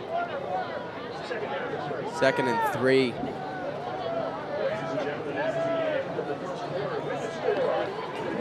And that'll be the end of the first. We're going to kick it down to our sideline reporter in a few moments here with Isaac McMullen. So starting off, guys, what do you think of the first quarter? Obviously the Rams with great momentum. Liam, what do you have? Yeah, I thought the Blue Wave, they were just getting their feet wet. I mean, obviously New Canaan did really well getting those first 2 scores, but Darien came back on the scoreboard, putting up 3. So I think they have the ball going in the second quarter. They need to make it a good possession. Bell? Yeah, first play of the game, kick return touchdown from Alex Benevento. Perfect start. Couldn't script that one any better. And then it was this another touchdown from Alex Rusty on the first play of scrimmage for the Rams offense. We're going to cut down to our sideline reporter, Ryan Dahlquist, or Eva Campbell, with an interview with Isaac McMullen, the Darien alum, and his thoughts about the game. Ryan Dahlquist. Make sure the hair's good. Hello and welcome back to the Darien sideline. Behind me, the student section, and I'm stood right here next to Isaac McMullen, Darien alumni. Isaac, you've had a great season over at SVU, Southern Virginia University. Kid has 35 receptions, 512 yards, 6 touchdowns. That's 122 fantasy points. Isaac, how do you think the game's going so far, and what do you see going forward in this one? Yeah, I mean, first and foremost, it's always awesome. The Turkey Bowl is a good game for both towns. You know, it's a good community. I mean, obviously, Darien, we're not winning right now, but, you know, regardless, it's always a good game. It's always a fun event to be at, so yeah. Hey, you heard it from the kid himself. Turkey Bowl, always a game you're looking forward to, and that's all we have from the sideline down here. It's an electric game. As you can tell from the student section behind me, I'm covered in flour. I'm going to go and send this one right back up to the desk upstairs. Thanks, Ryan. We're now back here to the game, the second quarter, obviously the second play here. Let's see what the Wave can do. What a run, and taken down there by Mike Smith on the run, number 33. Clifton Shelton checking into this one. Obviously, Caesars had a lot more carries, but he's back into this game. Yeah, Shelton using that brute right there on the run, going into the second quarter. Of course, sharing the time with Luke Caesar, but nice to see senior captain Clifton Shelton out there for the Wave. Yeah, these 3rd and shorts for Darien, they've been able to convert. We saw the shovel pass on the last one right there. It's just that outside kind of counterplay to Clifton Shelton for a gain for Darien. Rolap in the backfield once again, shotgun formation. Drops back for the pass, a lot of pressure. Let's see a flag thrown down on the play, and he'll go for the deep ball. That's Briggs McGuckin versus Luke Bopp, and McGuckin comes down with the reception. Touchdown, Blue Wave. That was Briggs McGuckin, as we said, our defensive player to watch, and looks like he's our offensive player of the game. We see the flag. This is going to be holding on the offense for the Blue Wave. New Canaan bites a bullet there. So that one is coming back, holding on the Darien offense, and that one hurts. I mean, Briggs McGuckin did a great job with that reception, but that one is coming back. You see number 15, Connor Lane there taunting the Rams fans, not realizing that one was coming back. But you'll see here the roll-up pass, a deep ball. What a play by McGuckin and roll-up. That connection is really unlike no other. That was such an impressive college-level throw. And unfortunately for the Wave, that one will bring them back. It'll be 1st and 20. Yeah, you mentioned that. What a throw by Ben Roll-Up. Like you said, college level. It's a shame for Darien there was holding, because that was a beautiful start to get some points for the Blue Wave. We'll see what the Waves can do here with the second opportunity. The Rams, as you said, Ryan, bit a bullet there. This Rams defense not used to giving up big plays like that, so to have that one call back is going to make them feel a little bit better, but we'll see what this defensive unit can do.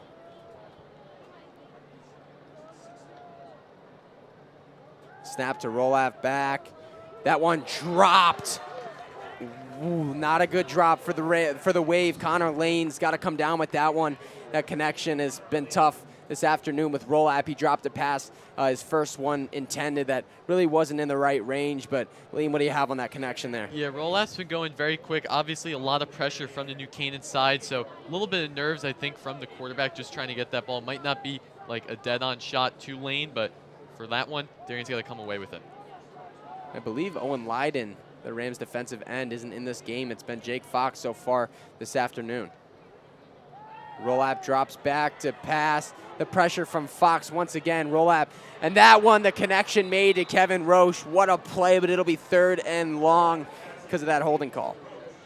Yeah, Rolap looks like a senior right now, just rolling to his right with pressure in his face and just completing that pass down the field, making it shorter for Darien here. Yeah, Darien did a great job of now evading that New Canaan defense, and finding Roche for the completion really shows how skillful Ben Rolap really is.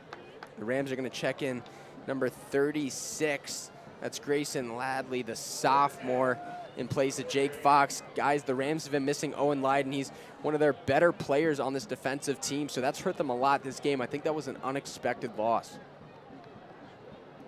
Rolap takes the snap in shotgun, rolls out. He's got a guy open. That one overthrown to number 4, Luke Caesar. So the Rams will go 3 and out on that one right there. And 4th down, I believe the Wave are going to have to punt. Yeah, I mean, if you're New Canaan last year, I mean, Ty Groff kicking that 47-yard field goal, I mean, definitely very long for high school, but I think Darien's going to go with the punt team. Yeah, you mentioned Grayson Ladley on that last play. He's playing cornerback, and he ran the corner blitz there off that left edge, and it was a great play by the New Canaan defense to force the punt. And the Wave are going for it. Right. 4th and 10. That's an aggressive play. Yeah, I like that aggressiveness from Andy Grant. He knows that this is a huge game for the Blue Wave, and coming out here, 4th down and 10. Look, they're probably going to look for a hard count and then obviously change it to a punt, but here comes the motion. Here we go. Will Bonner the snap.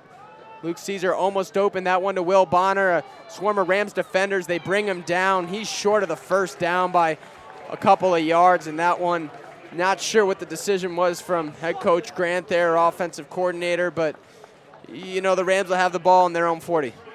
Yeah, I mean, I know the Blue Wave didn't come up with the 1st down, but I do like playing aggressive and trying to get that 1st down for Darien. I mean, they know that they need to put points on the board, and that's the only way. They're not going to make points by doing punting the football. So right there, I think that's a quality drive from Darien. Yeah, I agree with you, Liam. I don't hate the play call there. 59-yard field goal, you're obviously not going to attempt that. A punt, I mean, touchback maybe, but you can't have the ball in the 35, so there's not too much difference from whether you're going to punt it or go for it there on the 4th down. And Robinson fakes the handoff. The pass to Esposito. 1st down. What a grab by the sophomore Andrew Esposito. You know, last year was a freshman. He got called up later in the year. Right now, one of the starting receivers. He's a young talent that New Canaan loves to have on the team. And the Rams are going to make some substitutions here. Luke Reed checking in on this right side. Here's the replay, that connection from Robinson to Esposito. Just what a play by both of them. You got to check his vertical there. I mean, it looked like he was dunking the basketball. He is a star on the basketball team, expected to get some minutes this year on varsity, so maybe he can dunk. Robinson, the Rams changing up the play call a little bit. He's in shotgun, 2 backs. The fake handoff to the outside, and then they throw it to Benevento, who's got a little bit of space. He's taken down, gain of 2. Yeah, a little short wide receiver screen to Alex Benevento. Obviously, we mentioned he can play both offense and defense. Primarily a defensive back, but when they need him in situations, he can play wide receiver and or running back. Yeah, this is going to be huge for the Darien defense, trying to limit New Canaan, putting another score on the board or any points at all. I mean, taking a look at this Darien defense swarming around Alex Benevento, only giving him a few yards. And here's the replay. As you see, a blocking effort, but that was Waves number 54 defensively, Johnny Fay. To Cooper Smith on the outside, got a little bit of space, stiff arms McGuckin to the ground. He hits a little bit of dirt on that one, but Cooper Smith, what a play, and that'll give Rams solid field positioning and 3rd and manageable. Yeah, Cooper Smith, he's got to get going if New Canaan wants to end drives with points. Obviously, no Dylan Pryor, got hurt in the Brian McMahon game, but Cooper Smith is a very good running back, but he needs to get hot soon. 3rd and 3. Cooper Smith in the backfield. I like giving him the ball in this one. And the direct snap. Marinelli with some trickery in the 1st down. And look, the Rams love their trick plays. They're not scared to bring him out. And on that one, Robinson was pretending like he was talking to the sideline, and then the direct snap goes to Cooper Smith. What a play. Love that. I mean, you look at that replay, even as an announcer, I was looking at Luke Robinson. He's looking like he's talking at the sideline, the direct snap. I had no idea what was going on, and what a great trick replay from the Rams. And I honestly thought we were going to see a fumble or a missed snap there from center bench Sibbett, but it is rare that he makes mistakes. Alex Benevento lined up at quarterback, a little bit of change here, and that snap right to him. The fake handoff, he'll take it himself. The ball almost tripped up there on Cooper Smith, but a short gain of 1. Yeah, that option, Benevento to Cooper Smith, and that's what New Canaan can do in the backfield when you have those kind of athletes. It can be wildcat. We know jumbo set towards the red zone, but right there, New Canaan, just a little option. We'll take a look at this replay here. Benevento fakes the handoff and a little collision with Cooper Smith. They're lucky that ball didn't come out, but a short gain of 1. Russi now lined up at quarterback. Russi at quarterback. You got 3 guys so far that have played quarterback for the Rams. They look for the hard count and timeout called. The Blue Wave are going to use their first timeout in this one, talk some things over, especially on the defensive coordinator end of it. And this Rams team, they're really going in the depths of their playbook. And we'll see. Obviously, you see number 71, Carter Hagan there. He's been doing well today. And, you know, this defensive line from the Wave needs to put a little bit more pressure on this Rams quarterbacks and give them a little, you know, give them something to work with or excite them a little more. So we're going to cut to our socials. Obviously, follow our social medias, both NCTV and DAF. If you want to stay updated on all our Rams sports, please follow us on Instagram and I'm Twitter a little at interested for this NCTV78. Darien defense. Maybe they're a And bit in order to surprised watch with our Alex bi-weekly Russi broadcasts, live streams of the NCHS sports, and our podcast, subscribe to our YouTube channel, also at NCTV78. Thank you, and let's go Rams!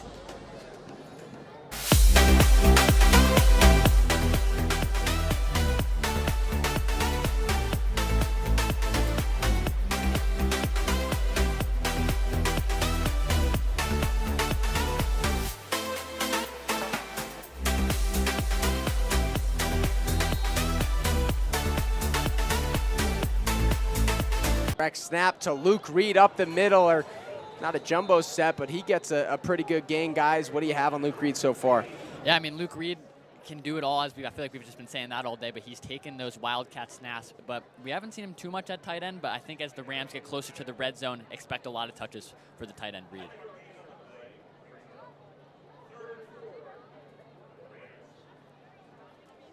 The Rams 3rd and 4. Luke Robinson back here. We've now seen 4 players line up in the quarterback spot for the Rams. And the handoff up the middle to Cooper Smith. He's brought down. That's number 54 on the Waves defensive unit, Johnny Fay. Yeah, Johnny Fay really swallowed up Cooper Smith on that last one. Of course, that Darien linebacker line is just explosive. And right now, this Darien defense needs to hold New Canaan. And we'll see if they can. 4th and 4. We'll see what the play call is here. Yeah, Rusty's coming on here. You got to imagine New Canaan's going to snap this. You could get the hard count. If you draw the offsides, would be an automatic first down. But at this position on the 35, I mean, you look like New Canaan's probably going to go for this one and actually snap it. Direct snap to Robinson. They're looking for a hard count, though. And the motion to Cooper Smith. Trying to get that Darien defensive line bite. Really looking for the hard count. Look at that trickery. They got one offsides. And that's Beautiful. 5 yards. Lou Marinelli, the best coach in high school football, does it again. What a call by New Canaan. Everyone running over to the sidelines. That Darien defense just looked a little panicked there, Liam. They didn't know how to react to that. Never have I ever seen that calling a football game or any high school football game in general. The team looks like they're going right to the sideline. I mean, just I really don't have any words to describe that. Well, I mean, the Darien defensive line must have thought the ball might have got snapped, but I mean, I've never seen that either. An unbelievable call by Coach Marinelli. Oh, wow. The penalty went against New Canaan there. So the entire New Canaan sideline had a smile on their face. They thought the ball was going to be placed at the first down, but looks like Marinelli's on the field and making sure something happens. He thinks he knows the rule book, so we'll see what they call this, but obviously that hurts New Canaan a lot because it kind of takes them out of that field goal position. Yeah, the refs, they called it delay a game there actually, so New Canaan just took a little bit too much time, but I absolutely love that play call from the Rams. Yeah, the Wave just caught it fast break. I mean, Lou Marinelli, he's the winningest coach in Connecticut high school football history. He has a huge playbook, but right there, the Wave just caught on a huge New Canaan fall. That one's got to be frustrating. You have a play like that and not work out for you, so we'll see what Luke Reed does on this punt. First one was down inside the 5-yard line. See if he can recreate that one. And Reed gives that one right to McGuckin, calls for the fair catch, and comes down on that. Wow. Safe catch by McGuckin. That one could have been bad if it fell out. There were a lot of Rams there. Ball will be spotted at the Darien 10. Another great pump by Luke Reed. Obviously a lot better than a touchback, so We'll see what the Wave can do here offensively with the field positioning. They got a long ways to go in this Rams defense. In my opinion, is heating up. So I'm interested to see who's going to do better on this possession. Yeah, the Blue Wave haven't gotten many freebies, especially on the punts. Luke Reed's done a nice job at forcing them to go back behind that 20 and even behind the 10-yard line. Yeah, Darien, they got to go 90 yards here if they want to score a touchdown. This is where New Canaan especially does really good when teams are pinned inside their own goal line. We'll see the shotgun to roll app to William Bonner on the outside. The screen pass, a solid gain. I guess we'll see where he went out of bounds and a gain of 3. Yeah, those smart and short little passes are really great for the Blue Wave. Just try to get some good field position and move across. I mean, you see Will Bonner there, just goes right out of bounds, gets a good about 5-6 yards, and trying to eat away at that clock before halftime. And we'll check out that replay, the pass to Bonner on the outside. Great blocking from that Wave offensive unit, but not enough for a huge gain. But 2nd and 6, you got to take what you can get, a gain of 4. The motion, roll app, handoff to Caesar, and Caesar looking to shake it big. The ball's down, a fumble, and recovered by the Rams in the red zone territory. New Canaan High School. Wow. Rams forcing turnovers. They've been able to do that all season. We'll see who falls in it. We're going to take a look at this replay, but Gray, it's all the hats to the ball for New Canaan. Well, not sure if the referees have made an official decision yet. They haven't pointed in the direction of New Canaan. Not sure what they're going to do. I mean, you can't clearly see. Well, I mean, Darien was there, but it looks like New Canaan. Look, based off of that replay, I don't think there's a question. I mean, that was pretty clear. Yeah, there it is. He dropped the ball. He was never down, and that fumble by Luke Caesar. I believe that didn't see who it was in that recovery, but what a play from the Rams. They've just been making those smart plays all night, those great athletic plays. Obviously, the kick return, Russie's run, and now this fumble recovery, and just putting themselves in good positions to win. Yeah, all the hats to the ball for New Canaan. That's the thing. When you have so many guys, linebackers and defensive linemen, just trying to punch that football out, at some point it is going to come out. The Rams fall in it. An excellent field position with about 6:38 to go before the halftime.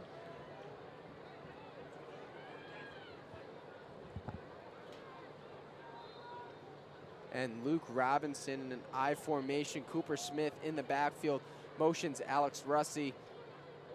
Hand off to Cooper Smith on the right side. And wow, uses his speed to beat out number 8 on that Blue Wave defensive, Jack Silsby, the senior captain. Yeah, for New Canaan, on the last one, you saw Esposito lined up by himself to the left. I wonder if he's going to get a target on this drive because he's got a lot of height. I mean, we saw one of his catches earlier with that vertical, so maybe we'll see him maybe on the 3rd down if Luke Robinson wants to give him a chance on a fade. We'll see trips to the left side. This Rams team isn't scared to throw the ball. It looks like a man coverage or maybe a little zone look. You see Luke Reed lined up at receiver to the left, tight end, running back. I think he's already hit all 4 of those positions already. And as you can see from the camera angle, this crowd is sold out. Thousands of people here at Dunning Stadium. Yeah, Darien needs a turnover. This is the time when you have to get momentum back on your side.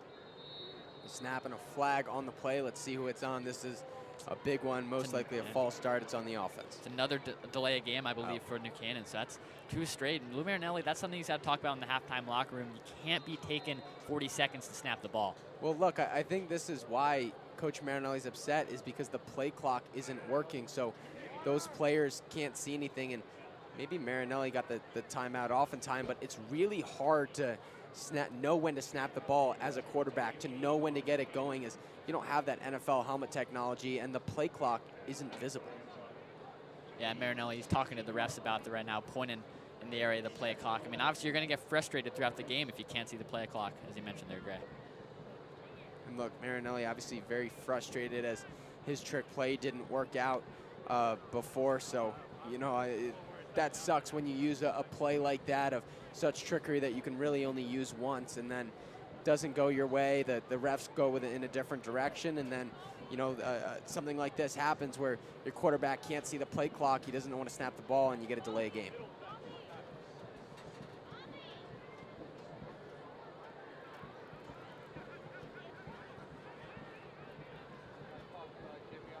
And regardless of the situation, it will be 2nd and 11, so not awful field positioning. It is manageable, and we got the jumbo package. Luke Reed in the backfield. Love to see it. Some old school football right here. Yeah, what a formation from the Rams. And Luke Reed takes it, going the other way. He's got some speed, dives in the air. Luke Reed, no surprises on that dive. He puts his body on the line a little too much sometimes, and he is such a great player, and it looks like he's down on the field. That's very unfortunate. You hate to see things like that, and Luke's one of those guys that will do it again. You know, if he could do that same play, and you'll see here on the replay, he would dive again knowing he's going down, because he just cares that much about the team. He cares that much about football, and he sacrifices so much. He plays through so many injuries, and he's such a big asset to this team that, you know, it's really unfortunate to see him go down, but, you know, to put his body on the line for a few extra yards just shows a piece of his character. Part of the game, but you just hate to see that for Luke Reed. I mean, you mentioned it, he's diving for extra yards, but yeah, he'd do that time and time again, but at some point, maybe you just want to put your head down, put the shoulder down, maybe just get down a yard. Hopefully Luke Reed will be all right here. And Liam, obviously it is now 3rd and manageable, 2 yards. What do you think Darien needs to do? Darien's going to need to go heavy press. I mean, we know the New Canaan defense really dominant, but this Darien defense has also shown their colors in this one. So an opportunity like this, big 3rd down, you have to hold New Canaan here, force them to kick field goal. I mean, we see Tucker Stevens' stats. He's, I think, around 50% on the field goal mark, so not perfect, but for Darien, this has to be a big hold. And we'll see, obviously, if the Rams didn't have Luke Reed hurt, that would be their go-to. So let's take a look at some defensive plays so far today for the Rams. Look at that. The Rams obviously doing a great job defensively. A big takedown from Garcia there on McGuckin. Another run by Luke Caesar, taken down by Garcia. And the Rams have been doing a great job all day of limiting that. And you see here that pass, Benevento on the coverage. Roach couldn't bring it in. Once again, that pass to the outside, just taken down by Mazza. Yeah, I mean, today it's such a great Thanksgiving atmosphere, a lot of great festivities happening around. Of course, representing Darien, the Depot Turkey Trot will be tomorrow at 9 o'clock in the morning at Darien High School. Of course, then the alumni soccer game as well. So there's so many different activities happening over this Thanksgiving week and Thanksgiving Day. And Luke Reed's still down on the field. Really unfortunate to see. He's one of the most important players on this Rams team in terms of that Swiss Army knife capability, and you know, it just really sucks to see him down on the field. And you know, obviously he is starting to get up now, so that's great to see. You know, he's moving, and we'll see, you know, kind of if that's a leg injury or whatnot. And there he is. He's walking off the field. You know, Luke's one of those guys, he could have a torn ACL, a torn Achilles, and a leg in totally different directions, and he's still walking off the field. It just shows his character and his strength and how much this football team and this community means to him. Yeah, I mean, that's really all the heart of the New Canaan guys. When Dylan Pryor went down last game against Brian McMahon, you know, everyone is around him, huddling around him, just giving him strength and love. And I think, you know, Luke Reed, obviously, we'll find out a little more as the game goes on, but you got to hope he's all right. And Luke Reed on the sideline is walking, so wouldn't be surprised if he struggles through. And looks like we're going with the tush push, and a fake one it is again. Benevento, touchdown, New Canaan Rams.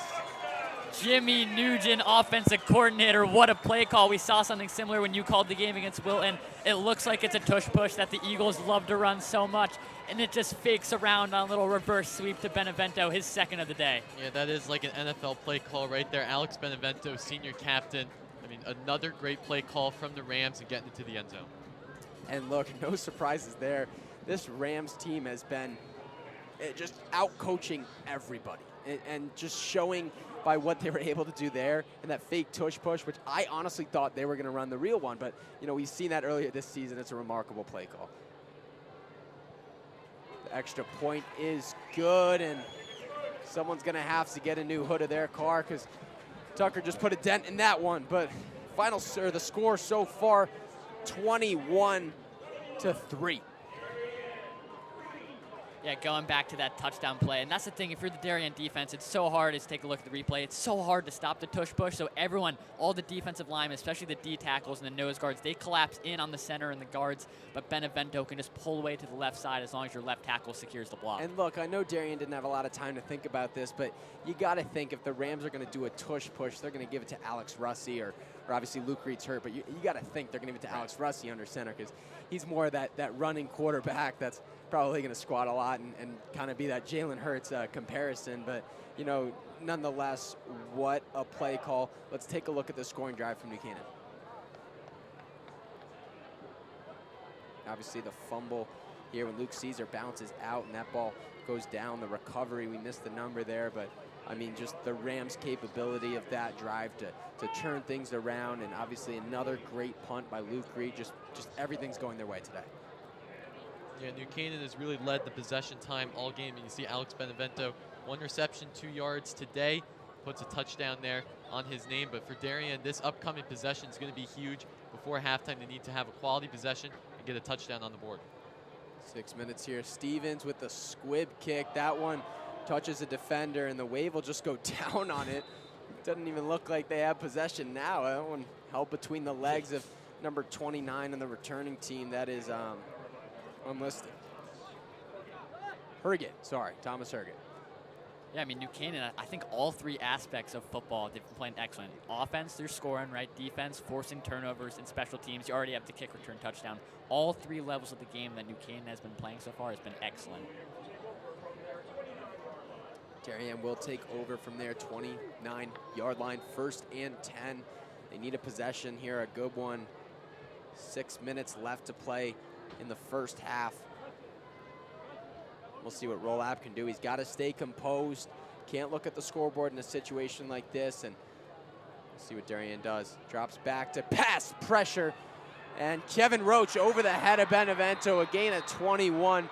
That is exactly what the Wave needed. And when you got a 6'8" receiver, it's not easy to get up there. Yeah, that's just a formula play for Kevin Roche. He's been catching those all year. And again, bringing up a huge play for the Blue Wave, trying to march down the field.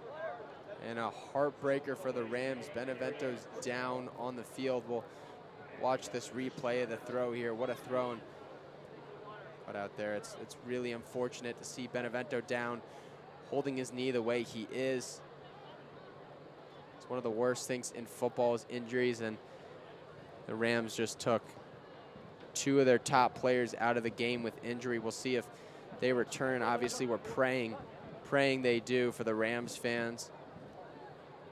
Yeah, Luke Reed obviously went down the last offensive drive, now Benevento, but I think for New Canaan, it's got to be the next man up mentality. But when a guy the caliber of Alex Benevento goes down, he already has 2 touchdowns today, that morale is going to start to drop a little bit for New Canaan, even when you're up by 18. And look, New Canaan has one of the best, if not the best, training staffs. And you see Corey there on the sideline, and I believe that's Coach Grant helping up Benevento. When he gets up, he's walking Alex Benevento. Alex Benevento, he's fighting the limp. He's fighting the limp. He's walking towards this New Canaan community, symbolizing that, you know, he's going to stay strong, and they need to stay strong too in this one.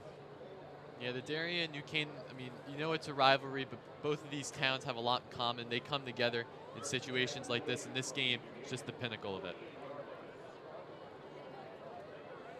And we'll see. Obviously, Benevento is going to check out of this one for a moment. I think he'll be back in this game, but doing some exercises. He's standing up. He's feeling good. Darien slow to make the play. The motion from Tom to the outside. Bonner, that screen pass we saw earlier, taken down, a gain of about 5, maybe 6 yards. And Benevento checks back in. Yeah, he only needed the 1 play out. I bet he's telling all his coaches on the sideline, especially Coach Silvestri, all right, I'm getting back in the game. I'm going to keep making plays. Trey Walker checks out, the replacement for Benevento there. Benevento feels good. We'll see the Wave getting set up. See if Darien might want to target Alex Benevento. I'd be surprised. I mean, look, it looks like we had an illegal motion there, maybe a false start. But, you know, targeting Alex Benevento, even when he's hurt, is no better than targeting any other player in the secondary in the state. I mean, you could target Alex Benevento with 1 arm, and, you know, he's still going to make the kind of play that any other defensive back would. So I don't recommend that strategy. Yeah, Kevin Roche was obviously in motion on that play, so that flag is going to go against the Blue Wave moving back. But, again, it's only 2nd down and 9, so let's see what they can do. 2nd and 9. Just past the 50, the Blue Wave. 5 minutes, 20 seconds left in the first half. They need a touchdown on this drive. Roll app with a roll out, some pressure once again. He throws that one to Tom. Fighting, taken down, can't win the battle of strength, and he'll be short of the first. Yeah, Tom really close to that first down. He's just a really strong player.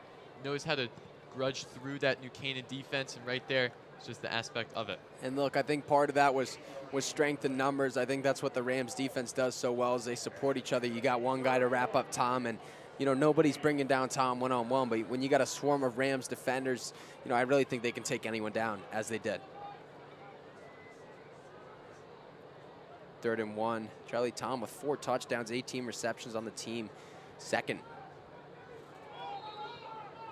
Flag down on the play. Another false start, looks like. Yep. And you can't make those mistakes if you're the Wave, especially in a possession this important with things going your way. You know, Caesar would have gotten that 1 yard, and that would have been a first down. So these little mistakes are really not helping, and it's going to make things a lot more difficult to win this football game. Yeah, Darien's definitely a little bit nervous. You can definitely tell by the way that they've just been a little bit jumpy, and I think they just need to get out of their own head, start making some nice plays. We'll see what the Wave can do. A deep ball thrown and a wide open, I don't want to say wide open, but a very open Connor Lane. That connection just a foot from happening. And once again, Darien almost connecting on these deep balls. They love to go for them every once in a while. And, you know, if those two worked out, the score would be a lot closer. We're going to cut to a replay of that one so we can take a second look. Rolap obviously rolls out to his non-throwing side. Obviously, the righty makes a beautiful pass to Connor Lane downfield. Connor Lane just can't make the connection. Yeah, Rolap had that route going right to Lane and just out of the reach. Needed to take a little bit gas off of it, but nevertheless, Darien is going for it again on 4th down. Got Clifton Shelton in the backfield. And Rolap rolls out to throw. Another deep ball to Connor Lane. Well overthrown, turnover on downs. The Rams are in position to score. 4 minutes left. That Wave possession took about 2 minutes off the clock. So, you know, the Rams are going to look to get some points on the board and make this 28-3 going into the half. Yeah, Rolap was absolutely crushed in the pocket. So when you're just trying to put that ball with pressure, you just can't get that accurately. Great defense by New Canaan to force 4th down stop. And look, as we said, Rolap is constantly under pressure, and if he takes another second to throw a ball, he's going to get hit. And you saw there, he did get hit, so he's getting a lot closer to that thing, and it's tough. You know, it's tough for the O-line against this Rams defensive line, but, you know, they're trying to do their best, and we'll see if things can turn around.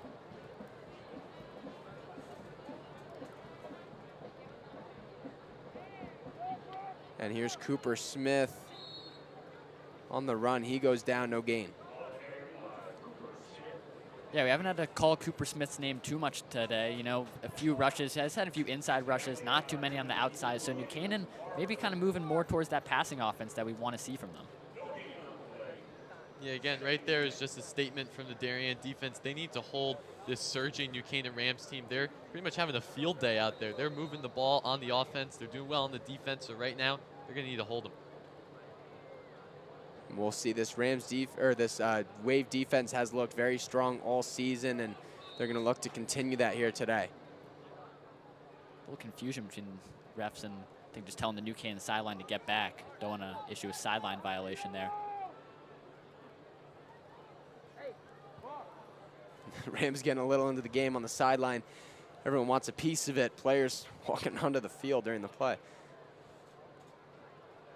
See, Rusty comes in motion. Robinson snap, handoff to Cooper Smith, and whoa, taken down by a swarm of Wave defenders. Ball might have come out. Looks like the ball might have come loose.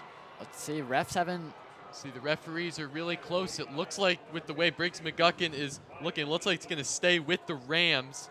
But again, another great defensive play from the Wave. Obviously, we couldn't tell up here, but Darien were adamant that that ball came out. But it looks like the refs going to keep it with New Canaan. And look, I think what happened is the refs were probably saying, you know, he was down before. So we'll check this out here on a replay. Obviously, a key replay.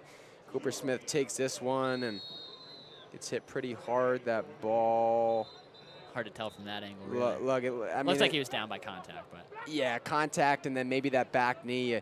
We couldn't tell from the replay, so we'll see if they're still deciding, and they're telling the sideline to get back. Another one. Really telling the New Canaan sideline to get far back. Sideline warning officially issued. Again, something I've never heard before, a sideline warning. One more of those, I think it's a 10-yard penalty. And a great pass to Cooper Smith. What a play by Robinson. Smith has room. He's down at the 30. Cooper Smith. What a play. Lovely play call from New Canaan, run the halfback screen to Cooper Smith. He takes it, but it's the blocking from the New Canaan offensive line. You got guys like Boutine, Sibbett, the sophomore Adrian Delicata, all those guys blocking. Flag, though. Legal procedure on New Canaan, so everything I just said, take that all back. Again, I do like Cooper Smith. He's really filling in the shoes for Dylan Pryor, but again, in a legal procedure like that, they're going to be going back for a third down. And obviously Cooper Smith and Pryor on a similar level, and Cooper Smith, a super fast player, and they've shared touches. Cooper obviously does a lot more of the punt return, but I mean, look at this play on the replay. Cooper has so much speed and that running ability, and the Rams have obviously used him earlier this season with a lot of receiving, returning, so it's been tough to get him the running back touches, but now that Pryor's out, they don't really have a choice, and Cooper Smith's been doing a great job. Yeah, you see fourth penalty for New Canaan. 2 of those have been delay games as well. Benevento in motion. The shotgun snap to Robinson, drops back, avoids pressure. What a ball to Esposito! Oh. And it's caught! Esposito with a great reception.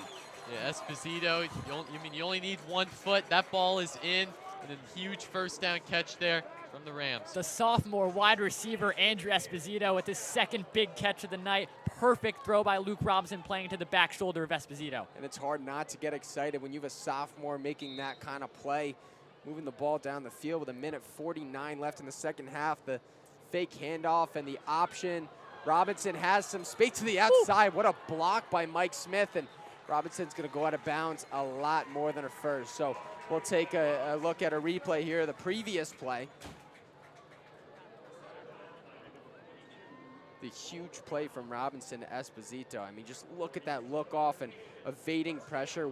That's a highlight play of the week.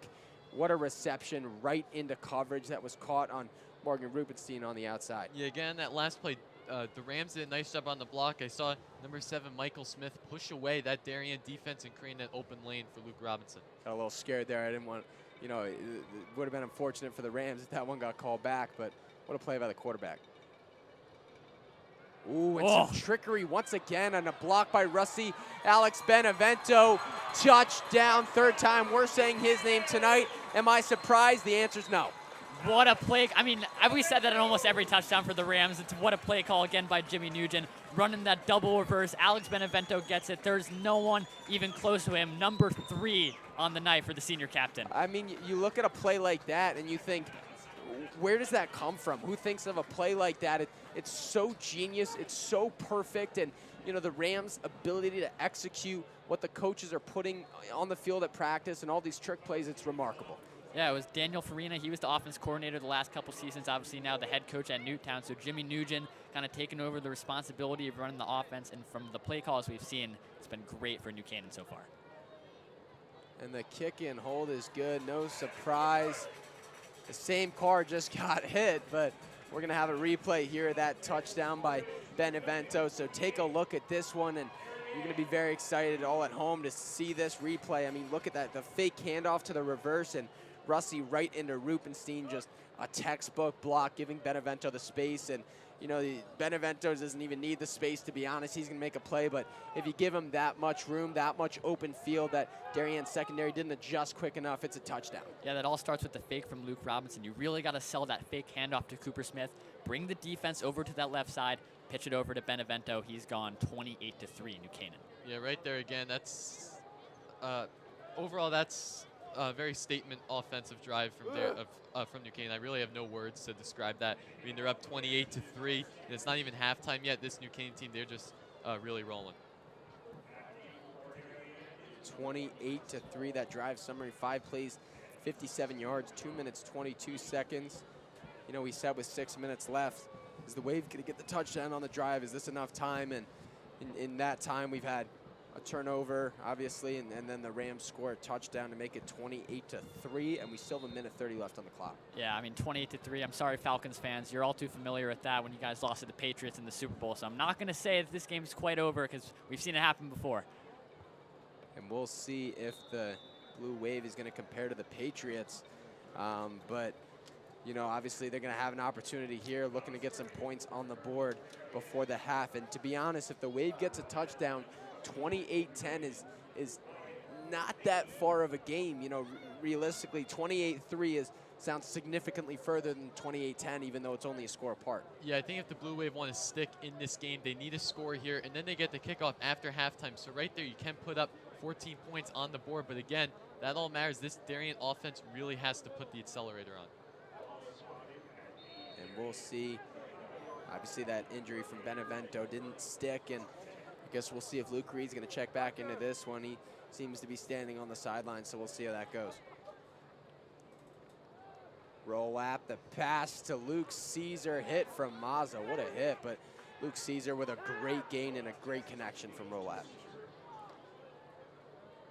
Yeah, nice catch there from Luke Caesar again. Running back, wide receiver, he's just been all over the place, and catch like that. I mean, Darien has 102 passing yards in this game, so they've been doing pretty well on the offense. Let's check out this replay here. Big hit from Connor Mazza.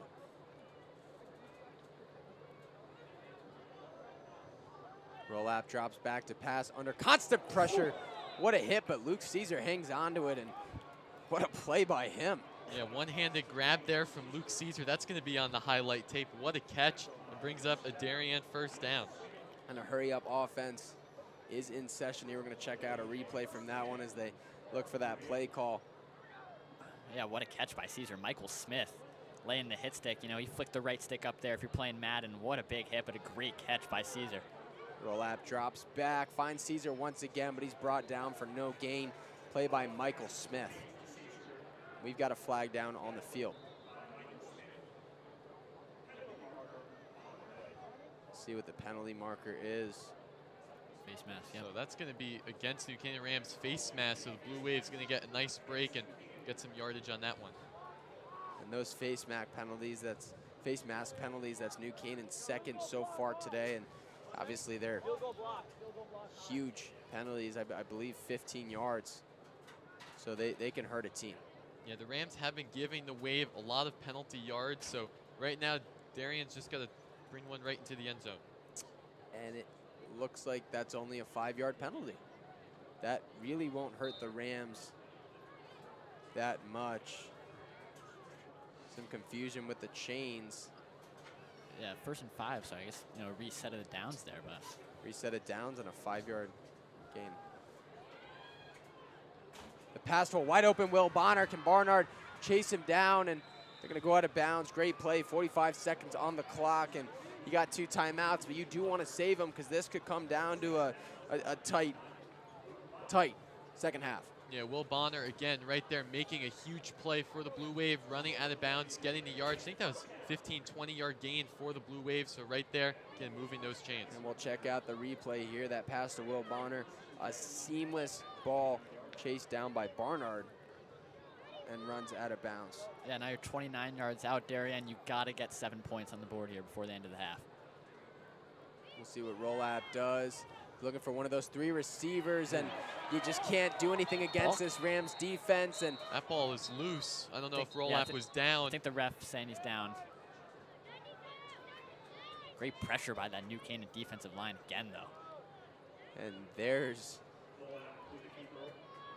well, let's see. It looks like a timeout call by Darien, obviously on that play. But Chakarov keeps contained, comes down on Rolap, and throws him to the ground. He is down on contact, and that ball pops out after he's down. So obviously no fumble there, but just a great job by Chakarov, a great play made, and that just kind of shows, you know, his ability to fill in for Charlie O'Connor. He's been doing a great job so far this season. Obviously Charlie recognized by many as the best player on the Rams defensive unit, definitely arguably, and probably the best edge in the state, arguably.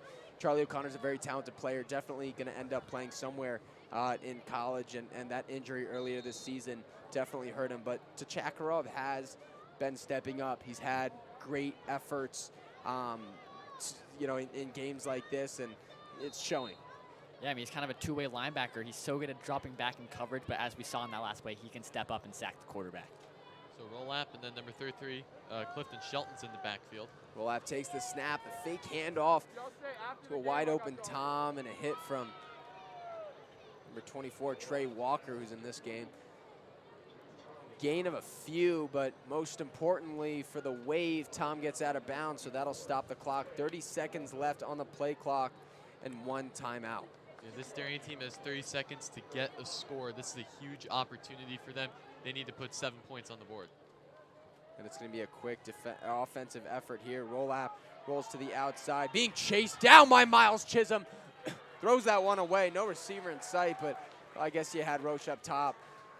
Rolap making the right play, making sure he doesn't take that massive loss. And on 4th down, you got to wonder, do they go for it or take a field goal? Yeah, Darien 43 plays to New Canaan's 19, but it's just the way New Canaan can get those quick first play touchdowns. Kick return touchdown and Rusty on the first one. That's the play disparity between the two teams. We're going to look at some replay of the pressure here. That was Miles Chisholm, Washington and Lee football commit. Look at him there, chasing down the Blue Wave going for it on 4th down.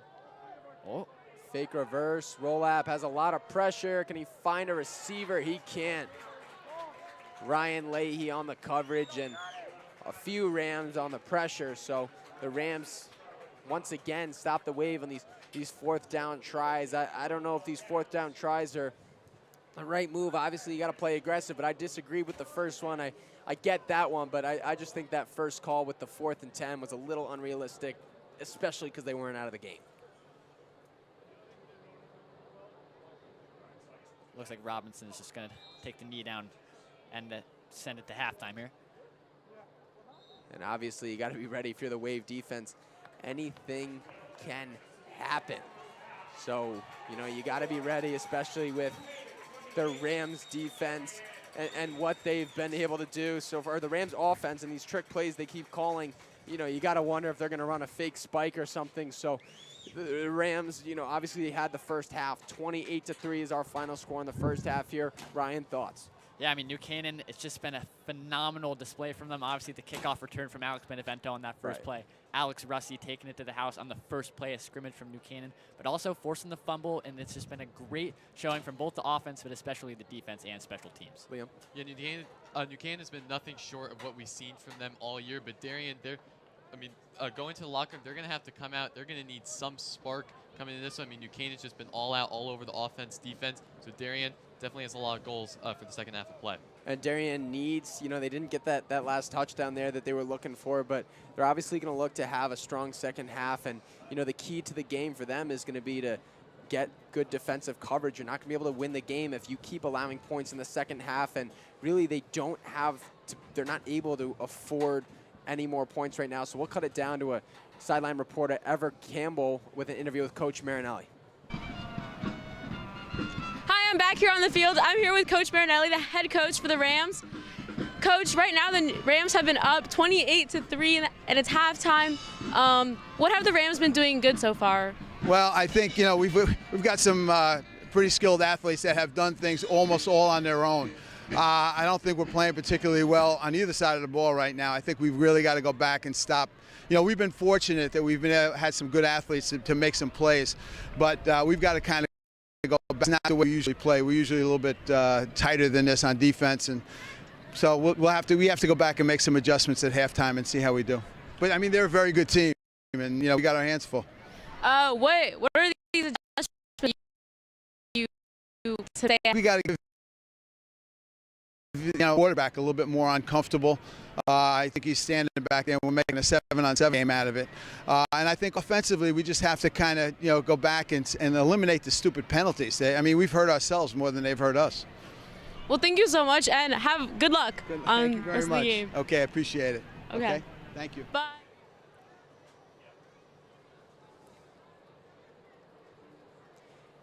Thanks, guys. Obviously, Coach Marinelli looking forward to this second half of play, Ryan. We're going to close out here, and we'll see you guys down on the field for a little halftime show in a short moment. So looking forward to that, and we'll run sponsors. Thank you. This game is sponsored by our NC Rams All Sports Booster Club Platinum and Gold sponsors. We would like to thank our Platinum sponsor, Anderson Kenny Architecture, a full-service practice that encompasses a range of commission, residential, and commercial projects. Each project is a thoughtful collaboration tailored for clients and their needs. The outcome is highly personal, constructed with intention and integrity. We would like to thank our Platinum sponsor, Dr. William Fessler of Fessler Family Dentistry, the dental office for your entire family's dental needs. At William Fessler Family Dentistry, smile, you're in good hands. Platinum sponsor, Frangione Engineering. Planning on putting a pool or addition onto your house? Are you having drainage issues on your property? Frangione Engineering can help you find a solution. Platinum sponsors and NCHS alumni, Leo and Steve Carl of Carl Chevrolet, have been proud supporters of local athletic programs for generations. Their dealership has been serving Fairfield County since 1927. Their team is ready to assist you with all of your automotive needs. Platinum sponsor, Manfredi Jewels. Manfredi Jewels, your local official Rolex jeweler, is excited to continue carrying the finest jewelry and watch brands, and welcome the New Canaan community to their newly renovated store this fall. Go Rams. Platinum sponsor, Renaissance Partners, a family-owned and New Canaan-based residential building and remodeling company, serving all of Fairfield County. Platinum sponsor, Walter Stewart's. Walter Stewart's market has supported NC Rams athletics and your entire New Canaan community for years. Walter Stewart's is your fresh local market. We'd also like to thank our gold sponsor, Performance Optimal Health, who proudly supports all New Canaan Rams athletes in their 2023-2024 seasons. Their team helps clients achieve their health goals through exercise, recovery, nutrition, and stress management. They offer their congratulations to all teams competing this season. Again, a big thank you to all of our sponsors. The NC Rams All Sports Booster Club supports all New Canaan High School athletics. Go Rams. DAF Media is actively seeking financial support. Founded in 2017, DAF Media has quickly become Southwestern Connecticut's source for quality sports, arts, and community programming.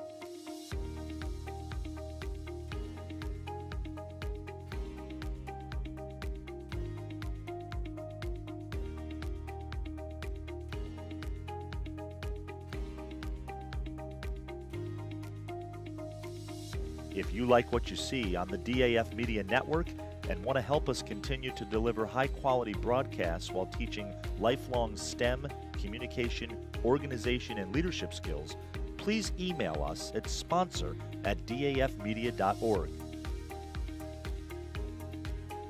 We are a registered 501c3 organization.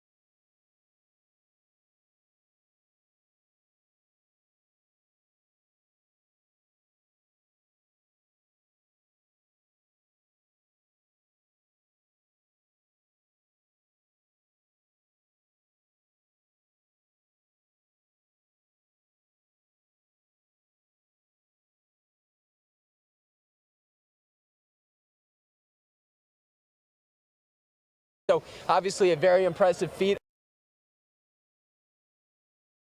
halftime. Just dominance from the opening kickoff from New Canaan. I mean, Alex Benevento taking the opening kick, and then the first snap on offense was an Alex Russi, about an 80-yard rushing touchdown. And throughout the rest of the half, it's New Canaan defense forcing turnovers into offense. Brian? Yeah, I mean, I think New Canaan, they were having a field day out there.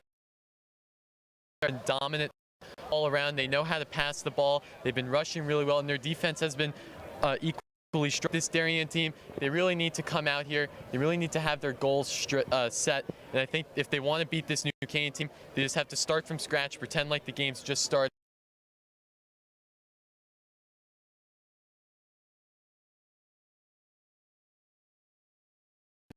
I don't think the Darien offense is going to be able to score 40, 50 points in a half. And if you allow the Rams 2 touchdowns, those are kind of the numbers you're looking at. So the biggest keys here for Darien, be strong defensively and shut down New Canaan's run, pass, offensive game, special teams.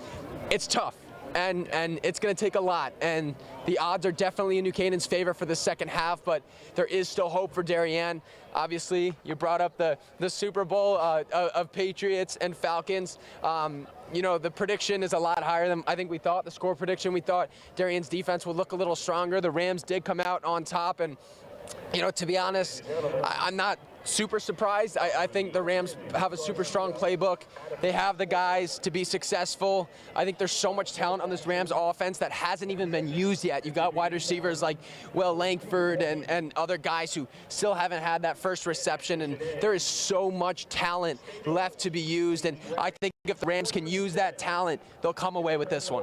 Any thoughts? Yeah, I mean, take a look at the first half stats. They really show. I mean, New Canaan's done really well on the offense. They've had 4 scores. They lead 28-3. This Darien team hasn't been able to progress on the field. They've made some nice attempts, but they haven't been able to find the end zone. And I think that's due to the Canaan defense. I mean, take a look here. Darien 12 first downs, New Canaan 8. So I mean, you just really take a look at it. They have more total yards than New Canaan, but overall, this New Canaan team's been really well. And penalty yards, obviously something you always want to look at. New Canaan 5-5-yard penalties, Darien 3 for 20, and those third down conversions are key, and I think that shows in today's score. Darien has had 7 opportunities, only successfully converted on 2. New Canaan's 3 for 4. So New Canaan's play calling in those third down situations, they know what they're doing, the players stay composed, and they trust the process. Darien's had 44 plays to New Canaan's 20, and you know, you look at the score and you know, you'd say that kind of surprises you, but when you really break it down, the fact that they've had 44 plays is more because New Canaan's scoring on every single time they get the ball, essentially. I mean, you know, it's crazy to say, but the first 2 times a Rams player touched the ball, it resulted in a touchdown, and that's why they've only had 20 plays so far. And obviously those 2 punts shows that Darien's defense is playing well. Like, despite the 28 points, there's a lot of promise, there's a lot of hope. They're just giving up those deep balls, they're giving up the trick plays, and that's what's led to the 28-3. Yeah, I agree with totally on that. I mean, you even take a look at the history of both these teams. They've just been dominating the past couple years. Like, teams know how to play football. They won the state championship last year, so Darien knew that coming here to play at Dunning in the Turkey Bowl is no easy feat. And overall, I mean, take a look at those records. 4 state titles for Darien, 5 for New Canaan. I mean, the records show that New Canaan and Darien are both really great football teams. Right, obviously that's no surprise. New Canaan and Darien, 2 of the most storied football teams in the state, and that overall record since 2013 is pretty spot on, with the Rams barely with one more loss, so 1 more game played there. And FCIAC titles, obviously 3 for Darien. There is no championship game per se, but it just comes down to which team has the highest record or the highest seeding. So that has been Darien more since 2013. Obviously those FCIAC divisional titles in a similar situation, but state titles as far as playing in a state championship game, New Canaan edges Darien by 1, and that New Canaan-Darien record, which honestly, you know, it kind of surprises me a little bit that New Canaan takes that one, but when you look at the Turkey Bowls matchups specifically, there's no surprise. The last 5 have gone to New Canaan, and obviously that's where that 7-5 comes from. So, you know, just a quick thing to touch on too. Today, obviously, there's a lot of games going on around the FCIAC.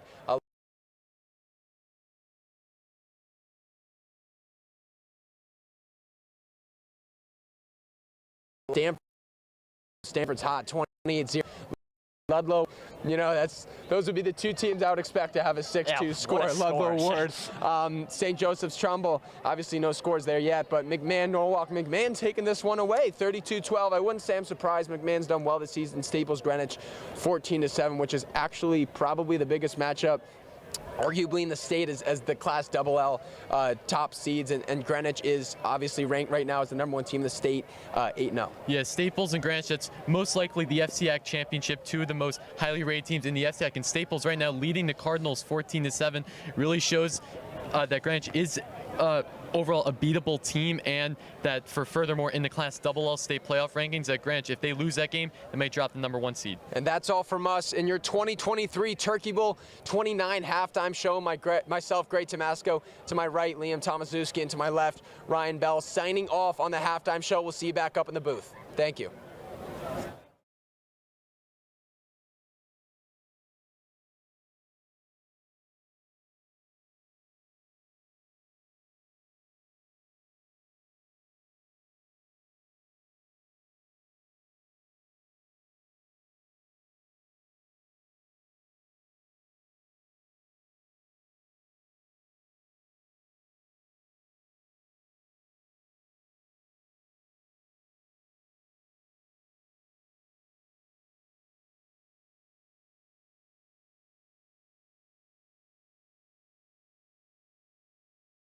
Yeah. Thanks, guys. I'm here standing in front of this 2024 brand new Chevy Colorado, which is the grand prize for the NCHS Scholarship Foundation Color Drop. The Color Drop will be on March 24th, so buy your golf balls now or else they will sell out. There are 11 other grand new prizes. And I'm here with Randy the Ram. Randy, although you don't fit in this truck, unfortunately, do you want it? Yes? Should people buy golf balls so they can win? Yes? Oh my gosh. Well, clearly, to show your NCHS support, you should buy golf balls. All of the money that will be raised will go to the NCHS Scholarship Foundation, and they give out scholarships to NCHS alumni who need money to pay, who need financial aid to pay for college tuition. You can buy golf balls at nchs-sf.org or by coming up here and scanning the QR codes that are posted around this truck. Gray, Liam, and Ryan, back to you guys.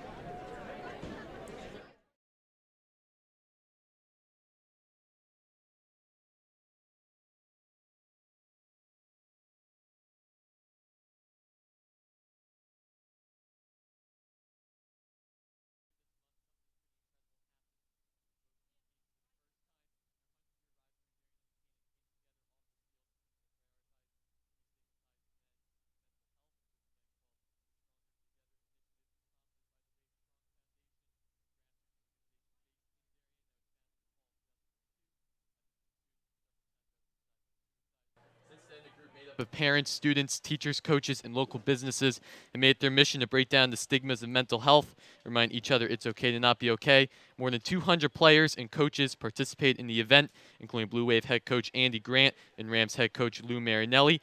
Nate Checkitz, the co-founder and CEO of Menswear Brand, generously sponsored the dinner along with David Genovese and Baywater Properties. Checkitz, who grew up in New Canaan, played for Coach Marinelli, currently lives in Darien, and is passionate about driving awareness around and improving the mental health of our communities. This is a big step for men's mental health in these two towns who put their rivalry aside for something so much bigger, the opportunity to change the mental health conversation for boys and men who often suffer in silence.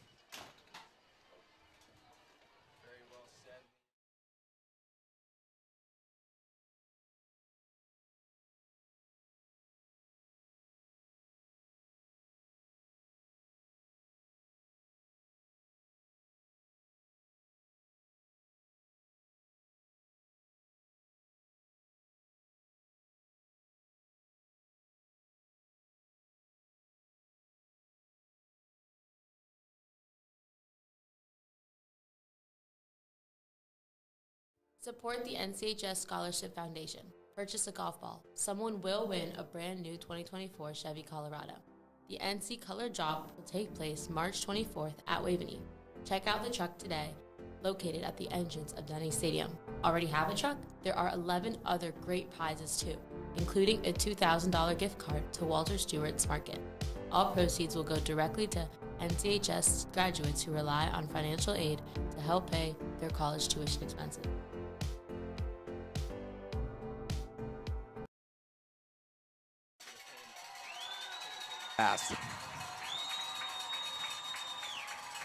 And we're going to go down to Ryan with our coach interview with Coach Grant, the Darien head coach. Ryan?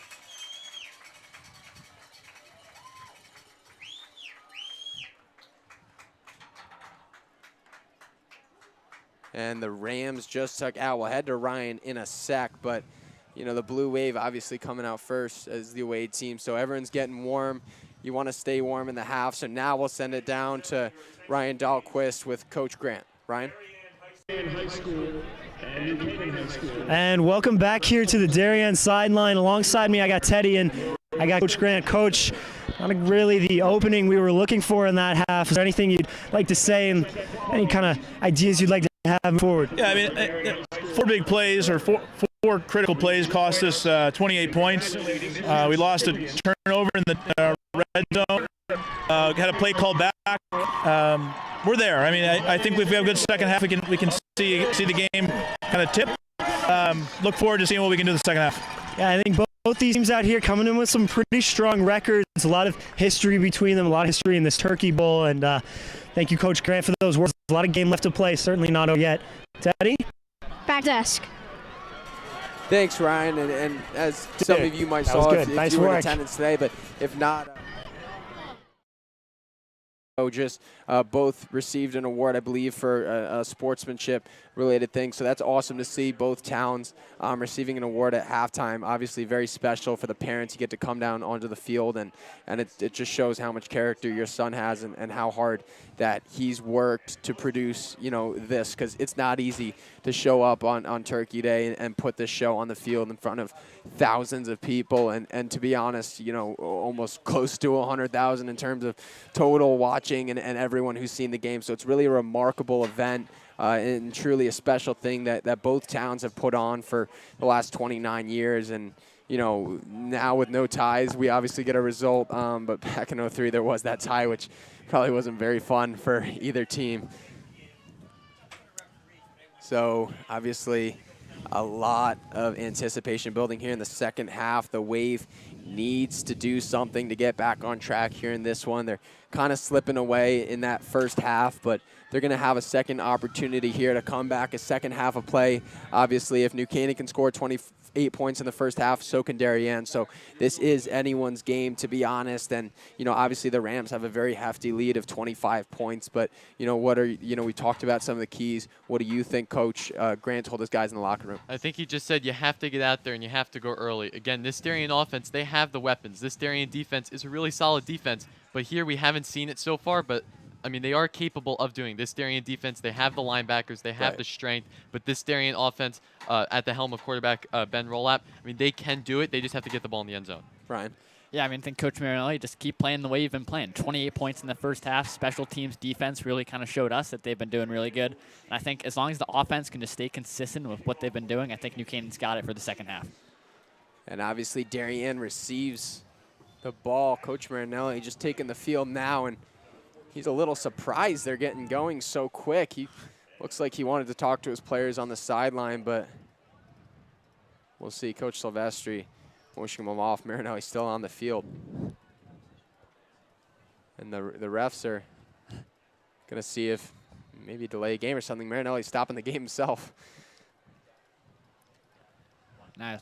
See if we'll walk over to the sideline. There you go. Looks like a little miscommunication. Not sure up in the booth what the situation is, but Marinelli took the field a little later. Maybe a miscommunication with clock or the length of halftime. But things are all sorted out, and we're moments away from the kickoff here. Set back to return for Darien. You've got Harry Rooney, and then the first kickoff returner in number 20, Thomas Hall. That one drops back to Hall. He had that first return. Let's see what he can do with this one. The junior's got a lane. Can Esposito make the tackle? He's got some space. Hit by Tucker Stevens and comes down. Obviously an important hit to save a touchdown there, but what a return from nice Thomas job Hall. there by Thomas Hall. Again, on the kick return, trying to get some good yardage for the Blue Wave, and they did a great job. I mean, earlier in this first half, we saw them back at their own 10, 20-yard line. Now they're at the 50, which is great field position for the Wave. And we're going to check out the replay there, and that return from Thomas Hall. What a return. Takes it back at the 10, a 40-yard gain, and obviously that's a product of great blocking, and a lot of Rams players missed, and that last line of defense is always the kicker, and Tucker Stevens was able to make that play, and look at that hit, lowering his shoulder. And yeah, shows heart. If you're the kicker there, you're not afraid to put your shoulder down. And a great play by Thomas Hall to knock him over and get an extra yard. And rep down thrown to Chekarov. The reception to number 25 on this Wave offensive. 29, that is a Herget. Thomas Herget, number 29, again, a sophomore. He's gotten out there. He'll be a main starter next year, his senior year, but just right there, it just shows the Blue Wave. They have a lot of different weapons on the offense. We're going to check out the replay of that one. The pass from Rolap to Herget on the outside, taken down by Chakarov. He read that play, knew the screen pass was coming. Great read by Simon Chakarov to just be in the flats to stop that wide out screen. Rolap drops back in the shotgun, some pressure, and the short pass brought down by Michael Smith. Gain of 3.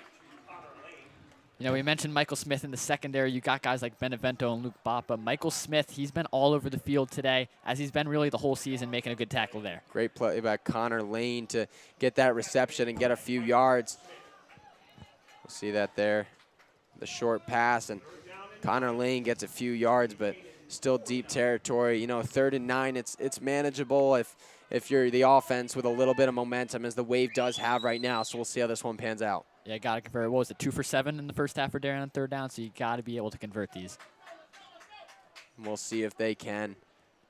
The Wave drops back, the fake handoff, the throw to Roach. He falls down with it, and kind of finishing off is Luke Bopp there. And it's 3rd and 5 now. We'll see what the Wave's going to be able to do. 3rd and this Darien team is staying on the field for another 4th down. We'll see if they're going to be aggressive once more. My bad, that was 4th down there. We got 4th and 5 for Darien in the New Canaan territory. So the Wave already starting off with that big kick return. This is a key 4th down. It's the 3rd one they've gone for instead of electing to punt, as Darien's only had 1 punt and didn't really work out. The motion from Caesar. A whistle blown dead, a flag on the play. We'll see who this one's on. Refs are going to take a moment to talk this one over. The referee's definitely going to talk it over, because if this one penalty is against the Rams, the Wave will get a 1st down and 10. We'll see. This one could be against both teams. I don't think either team knows what the call is. Let's see. The flag is waved. Not sure what they thought. Maybe a miscommunication about the play clock being at 0, or mistaken timeout, or we're not really sure. The play clock is up and working, but it's not. It's not working. It's up, but it's not working. 4th and 5. And we'll see. Rolap takes the motion from Caesar. It's the same play. And a short ball thrown to Bonner, brings it in. Not enough for the 1st down. So short of the sticks, yeah. You got to stay on your feet in a situation like that when you need that extra yard. And unfortunately, this is a game of inches, and that just didn't go Darien's way. Yeah, right there. I mean, Will Bonner, he's done really well on the offensive side, but right there, again, you have to just charge towards that 1st down marker. That's all you need, and that Darien was a waste opportunity. And let's check out the replay here. Obviously Caesar's route, and Bonner was wide open, no one on him. It confused that Rams defense with all those routes being run, but Liam, obviously an unfortunate 1-yard miss from the Wave in an important possession. What do you think this defense is going to do this drive? So this defense, I mean, this Darien defense, they've been hot all game, but right here is when you need to make a statement stop and show that Darien is still in this game. If New Canaan gets another score on the board, Darien's hopes of trying to get anything really go away. And Alex Russi lining up at quarterback. Fakes the pitch. He's got some field to run.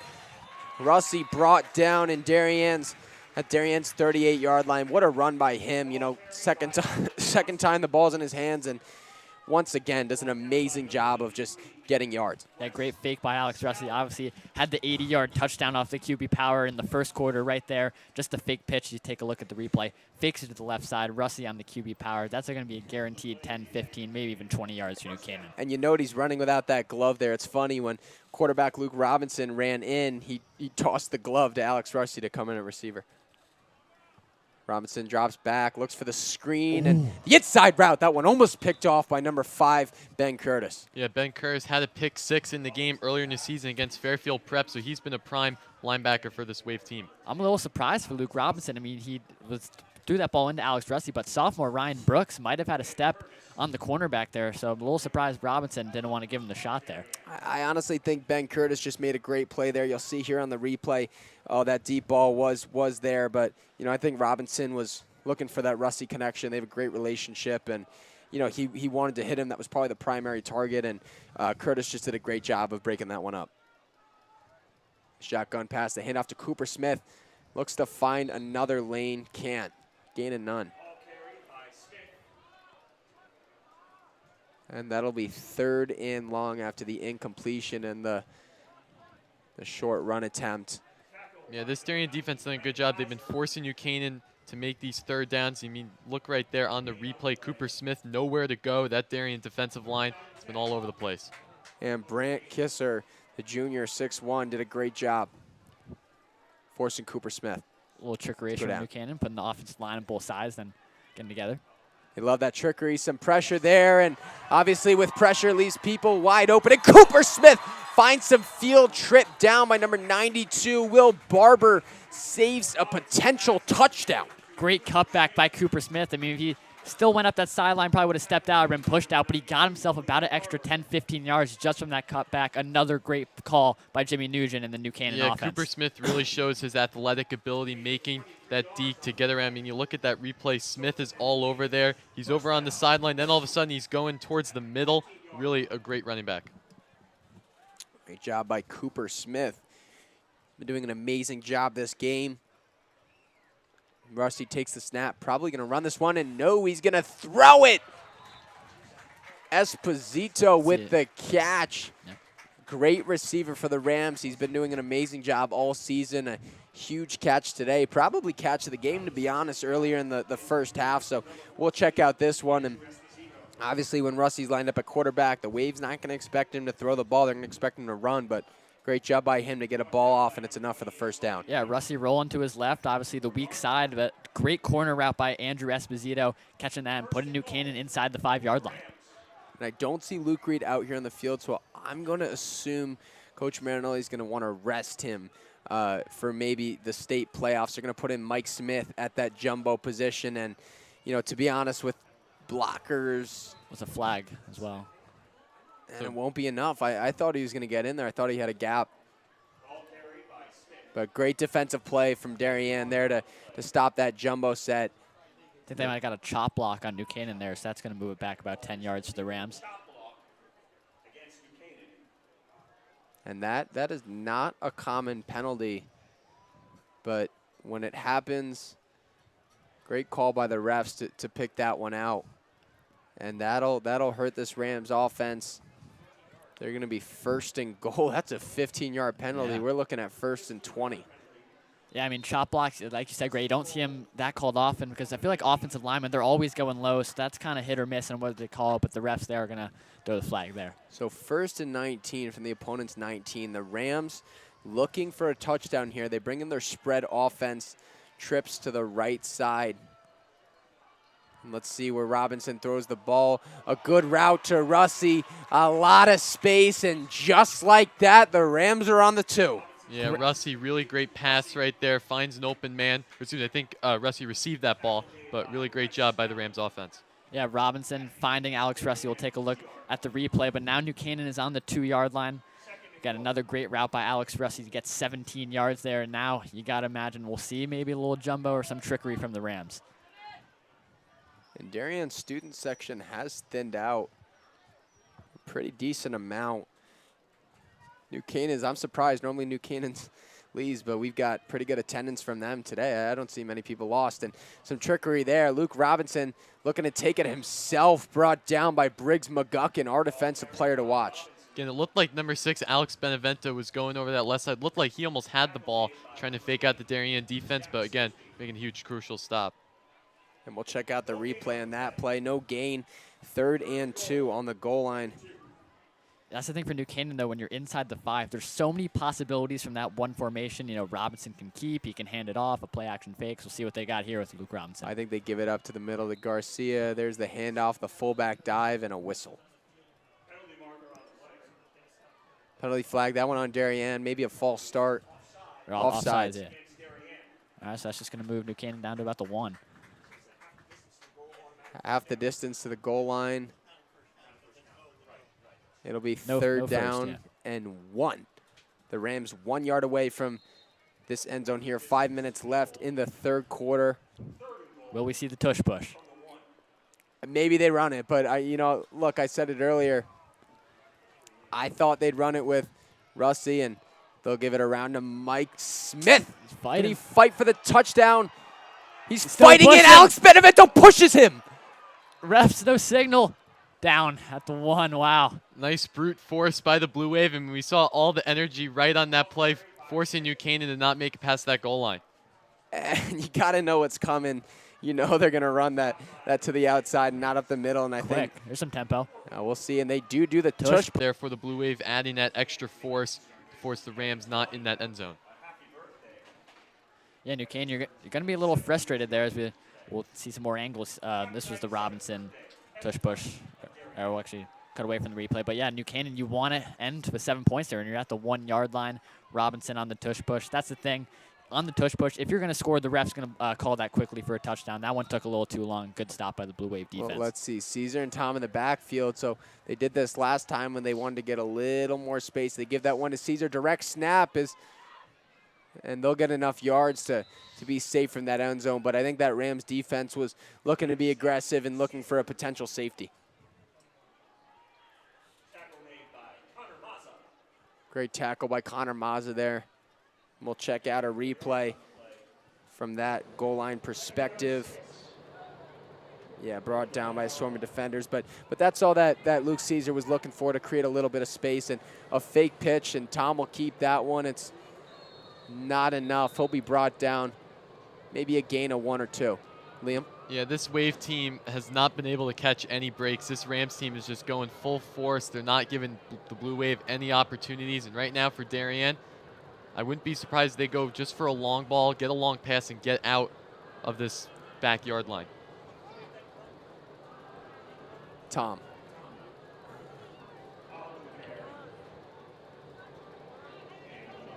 Tom with a great carry, but New Canaan's defense, obviously you got the big boys up front, aren't going to let much pass unless you get a clear hole. And Caesar to the outside. Let's see if Benevento can cut down, and that's definitely a first down. And Liam, to be honest, if it was 4th down in that situation, what do you think Darien would have done? Do you think they would have punted, or do you think they would have gone for it? Well, from that yardage, I do not think Darien would go for that one. I mean, that's your back in your own line. I mean, you're almost asking to get injured on that one as a team. But for the Blue Wave, now they have a first down and 10. Now they really need to go. See what Rolap's going to do in the backfield. He takes this snap, and a great ball to Roach. That one actually tipped by Michael Smith. Could have helped out Kevin Roach there in the reception, but I think regardless, he was going to come down with that ball if there was no contact. Yeah, Michael Smith, maybe one more step to his right. He could have got a pick, and most likely a pick 6 there. But still, I mean, good awareness to tip that, but Darien, they're going to take the completion. A gain of 4. We have 2nd and 6. Good reception. Darien's got to continue to do that, and looks like they'll isolate Benevento in man coverage on that right side as the ball is placed in the left hash. And Roll-Up's going to drop pass. They're going to target that matchup. They're going to throw it up, and that ball too far wide to the sideline. But look, that's one of those, and a great ball from Coach, by the way, but that's one of those plays that, you know, you kind of see coming before it happens. It's 2nd and 6. You're in a tough position. You know Darien wants to play aggressive. They're down 25, and they're going to target that isolated matchup that's worked for them earlier. Yeah, whenever your receiver is going long and then they have to come in to get it, it usually doesn't end up well, and that's an example right there. Kevin Roche was going for the long ball and had to charge on in, and that New Canaan defense was ready. Roll out the fake handoff to Shelton. He's going deep, and that one caught by Tom, and that's probably a pass interference call too, but what a play to bring him to the 50. I mean, that's a 30-yard gain, almost 30-yard gain, so remarkable play by Darien's Tom. Obviously, you know, you need that from your tight end, Charlie Tom. It's another great throw by Ben Rolap. I mean, if you were watching this game, you didn't know anything about him, you might think he's a senior, but he's only a sophomore, but he's just been throwing the ball perfectly today for the Blue Wave. Couldn't agree more. He's been doing a great job, and the Wave needs to take these opportunities to drive down the field, and we'll see what they can do. Throw the ball again to Charlie Tom, and he's brought down by Ryan Leahy. Not enough for the first, but a pretty significant gain, maybe about 7 yards, and Darien's got to keep passing. You know, New Canaan's run defense is just so strong, so impressive, and they're known for that, and Darien's so good at passing the ball. I'd like to see him air it out a little bit more. Yeah, New Canaan's been so good on the pass rush this entire day, not giving Rolap any time or really any opportunities at all. But for right now, the Blue Wave, they're in New Canaan territory. Minute and a half left to go before the end of the third. They need to create something. And we'll see what's going to happen here. Rolap in the shotgun.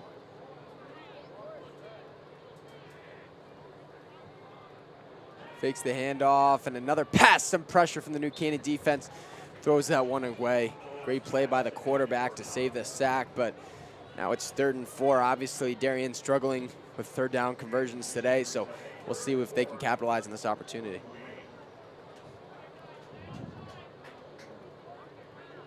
Obviously, Darien's going to try a hard count. We heard a parent in the stands tell this New Canaan defensive to stay on sides, and no, they don't, but the run to Shelton, enough for the first. Darien looking in the right direction, doing these little things right. Let's see what they can do. Clock's still running for Darien. I mean, you'd imagine trying to go a little tempo, maybe no huddle, because you want to score as quickly as you can, probably not let this clock go into the 4th quarter. And I think Darien knows they have to pass the ball, but you know, it's tough because that uses a lot of endurance of your players, and especially if you need a lot of touchdowns. See what's going to happen here. Oh, he should have kept it. Should have kept it. Rolap had a lane. It probably would have been enough for a first down, but obviously you got to look downfield to Hurrigan. That's a good look. It's a good attempt, but you know, with that strong secondary there, it's a tough pass to make. And you know, just a quick comment. We do have the play clock up and running again, so let's check out this replay here. That's what I'm talking about. That lane on the right side, one man to beat, and Leahy. So he elected to look for the deep ball. In a game like this, you need it, but sucks when you don't come down with it. Pass to Charlie Tom. Once again, this is his drive here. Reminds me of Hawkinson on the Vikings, and they'll give him a drive or two, or Kincaid on the Bills too. He's looking great. Yeah, Tom really adds to the strong Darien offense. I mean, he's a really tall player along with Kevin Roche. He can make the plays happen. Just give him the ball, and he'll create something. Shotgun snap. Drops back to pass.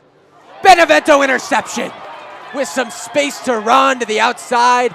Flag down on the play, and he's going all the way. Can't say we're surprised. Alex Benevento, pick 6. Wow. We'll see the flag, but I mean, hopefully, we'll see if down stands. We'll see holding Marinelli. It is holding. Let's see what team it's on. Marinelli looks upset, probably on the Rams, but yeah, we're bringing it back. Wow, I mean, Alex Benevento, the athletic ability of him to make that pick 6. I mean, he had a touchdown on the kick return, but with the look of Lou Marinelli, that one might be going back. Yeah, well, that would have been his 4th tonight, right, for Benevento? I think so. 4th touchdown. Would have been his 4th touchdown. Great guy to have in fantasy, and that one holding on the Rams will be called back. But guys, if we'll check out that replay, what a remarkable pick 6 from Benevento, and if that touchdown stood and counted, that game's pretty much sealed with a quarter left to play. But let's see Benevento, that interception off of Roche. Obviously, you're going to want to be cautious about that matchup, but Benevento's just beating everyone in a foot race. There's there's no comparison to his speed on this football field or potentially even in this state. Yeah, Gray, I mean, you mentioned those fantasy stats. I mean, he's got to be, I don't have the information, but that's got to be the first player in Turkey Bowl history, if that were to stand, an offensive touchdown, a defensive touchdown, and a special teams touchdown. I mean, Alex Benevento, he's been everywhere today. Very true. I'd be surprised to hear that someone else has put up a stat line like that before, but regardless, he's still sitting at the 3 touchdown mark and another quarter left to play. I wouldn't be surprised if they kind of limited his touches in the fourth quarter, especially in this situation, but we'll see how this one plays out. Yeah, Alex Benevento, I mean, the Brown University baseball commit, so he has the strength to him, and when he brings it to the football field, it really shines. And like you said, Ryan, special teams touchdown, defensive touchdown, and offensive touchdown just really shows how big of a character he is.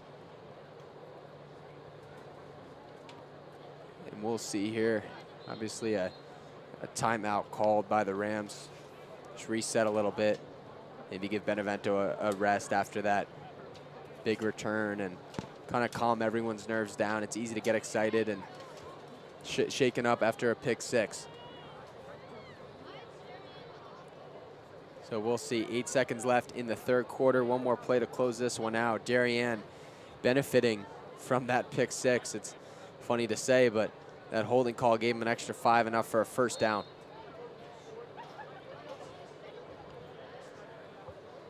An extra 10, I believe. Shotgun snap back to Rolap. He's going deep. He's got a receiver. That one batted away by Michael Smith at the last moment. Charlie Tom almost had a touchdown with a few seconds left in the third quarter. That could have been rough for the Rams, but great defensive play by Mike Smith to bat that one down and look over his shoulder. Great coverage by Michael Smith. Looked like Charlie Tom had that in his hands. Smith might have been beat off the line of scrimmage, but he was able to backtrack, swat that ball away. Yeah, Michael Smith, just been all-around great player, and making a swat like that really shows they're not letting Darien get any end zone opportunities. Rolap in the backfield, takes his shotgun snap, the handoff up the middle.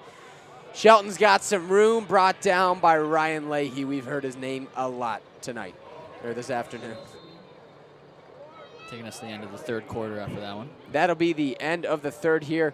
No points scored. Surprisingly, almost had the pick 6 on the board. So we're going to send it down to our sideline reporter, Eva Campbell, to interview another alumni, this time Walker Blair, who's playing at Lehigh football. Eva? With the score, New Canaan, 28. Thanks, guys. I'm standing here next to NCHS's alumni, Walker Blair. Walker played safety, and he was also a senior captain. He graduated last year, class of 2023, and now he's playing D1 at Lehigh University. Walker, as an alumni, you're looking back, it was just you here playing last year. What strengths do you see from New Canaan? I think the brotherhood between the teammates, the closest, the bonds that they've formed over the summer workouts, all fall camp practice, that's something that's absolutely has no replacement. So the tightness that these guys are, that's the reason the score is what it is today. Yeah, totally. And do you think, I mean, obviously we're pretty far ahead, 28-3. Do you think that any adjustments need to be made for the teams just to ensure that they can stay in the lead?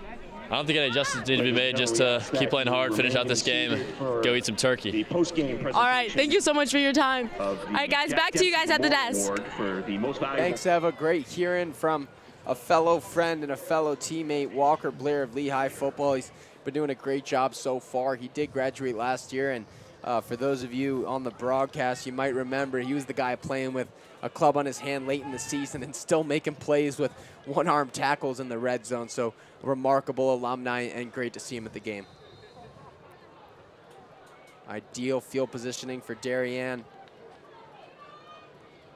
Rolap with the handoff to the right. Shelton's got some space, and Benevento takes him down. Yeah, Clifton Shelton moving that ball closer and closer to the end zone for Darien is going to help them.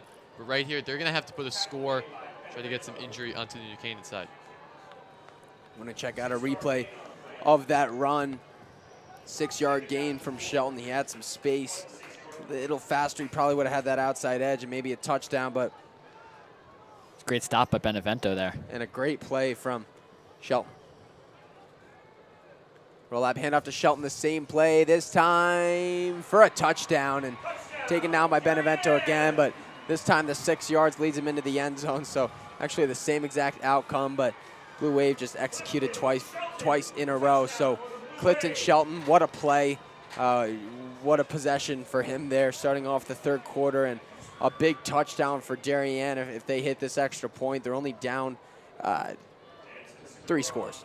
Yeah, Clifton Shelton, that's his 5th touchdown on the year, and what a good one to come out in the Turkey Bowl. So Darien, they're going to look to put the PAT on this one. And a great kick from the kicker. Sikora has been doing a great job, Liam, as you said, all season, and so far today he's done all that he can. So we'll check out this replay on the touchdown, and obviously we cut out there, but you can see that Shelton's doing everything that he can, and he had limited touches earlier in this game, but he's picked up and capitalized on the opportunities he's given.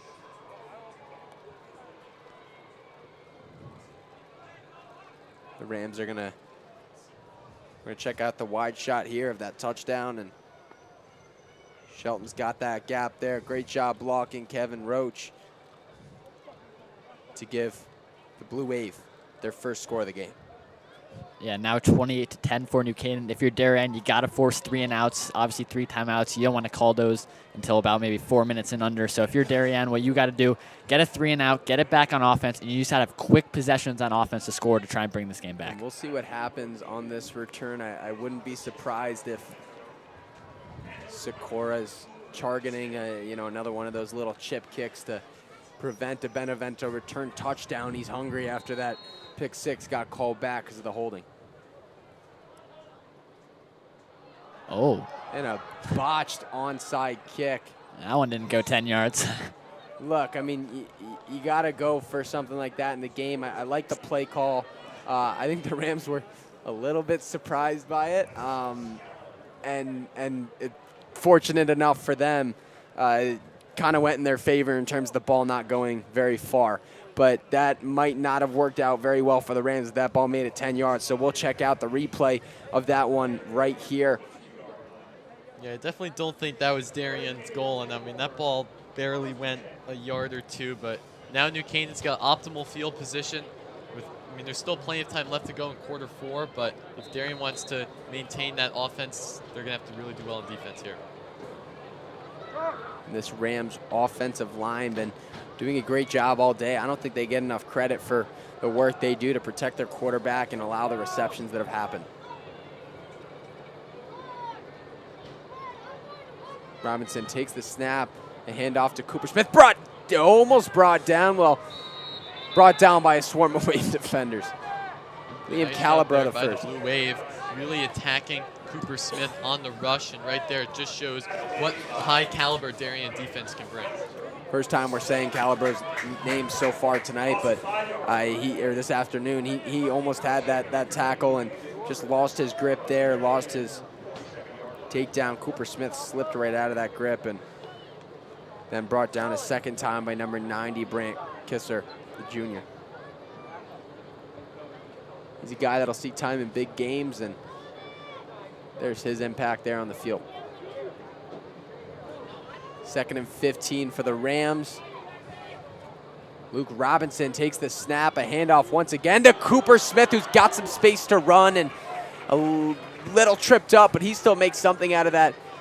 A few more yards after carry, and looks to be about 3rd and 3.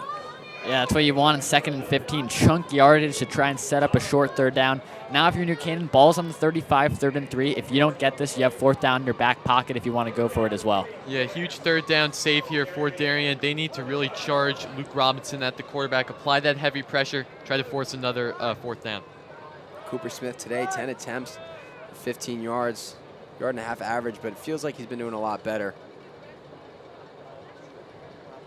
I don't think that's completely correct, but we'll see right now with Luke Robinson, the little pass there to, I believe, Will Langford.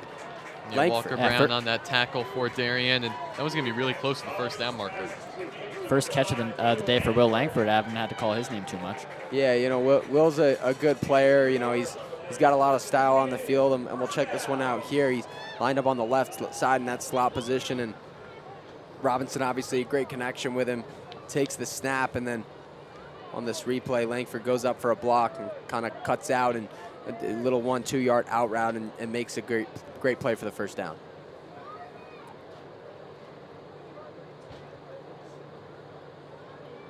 And New Canaan just really winding down this play clock as much as they can. Right, which makes sense. 5 seconds left in the play clock here, but Cooper Smith with the run. I don't know what I saw, but I thought the ball flew out for a second, but Cooper Smith, great run there. Great carry, great yardage. Cooper's been great tonight. I could use better words. Amazing, ridiculous. Spectacular. He's spectacular. He's been doing a great job all afternoon, and he's done everything Coach Marinelli's asked of him and more. Yeah, Smith has really been the spark plug of this New Canaan offense, and right there just shows his athletic ability, being able to charge through that heavy and very well-taught Darien defense. And New Canaan probably not even going to snap this ball till about 5 seconds on the play clock, maybe less, just trying to milk as much clock as they can, just wind it down. Very bad for Darien here. New Canaan 175 rushing yards, Darien's 134. Obviously, Darien been very talented in the passing game tonight, and that option just saved Luke Robinson from a very big hit, but either way, it looks like they're being taken down. A great job by the Darien defense. And they'll pull out Cooper Smith right now. Not surprised, they want to rest him. He's taken a lot of hits, and especially in a situation like this, you want to give your guys a deep breath, and especially like players such as Luke Reed, who might have been hurt earlier in the game. No need to risk re-injury. Cooper Smith taken down there on the replay. Thomas Garcia, the new running back, checked in for him to the right of Robinson. Robinson take this snap, no handoff, but Garcia blocking for him. It's enough for the first and change. It'll be 1st and 10 from the 14. Love that play call because normally Alex Russey's the one taking those QB powers, but you stick Luke Robinson back there, the main starter. He does the QB power, especially with Thomas Garcia as your main blocker. That's going to pick up a first down for New Canaan. Yeah, the QB power play, definitely. We've seen it with Alex Russey, but moving to Luke Robinson just really shows the depth and versatility that this New Canaan offense has. They really just know. I mean, they have so many guys all over the place. They know how to make the plays when they need to.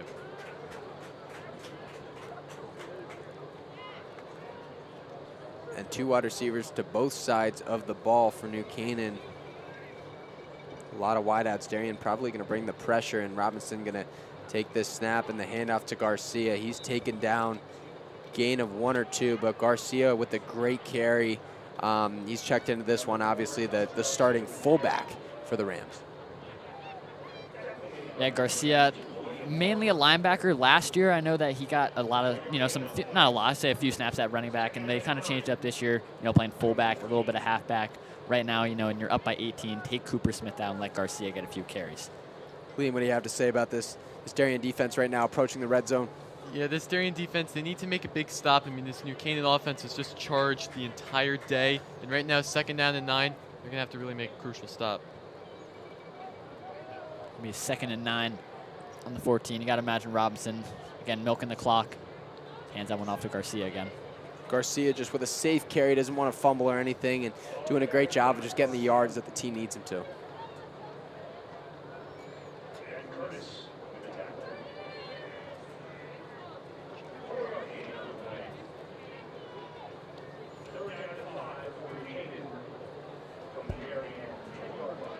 And we'll see what New Canaan's going to do here.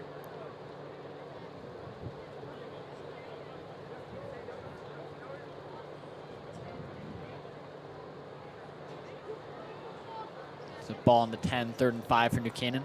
We'll see, if they don't get this, whether they just want to take the 3 points with Tucker Stevens or go for on 4th down. And the drop back pass to Cooper Smith. He's back in the game. A little swing pass, Cooper Smith. Not enough, and it'll be 4th down. I think the Rams are going to kick a field goal here. No reason to go for it and give Tucker Stevens some more points. Obviously his leg ready, so we'll check out the play call.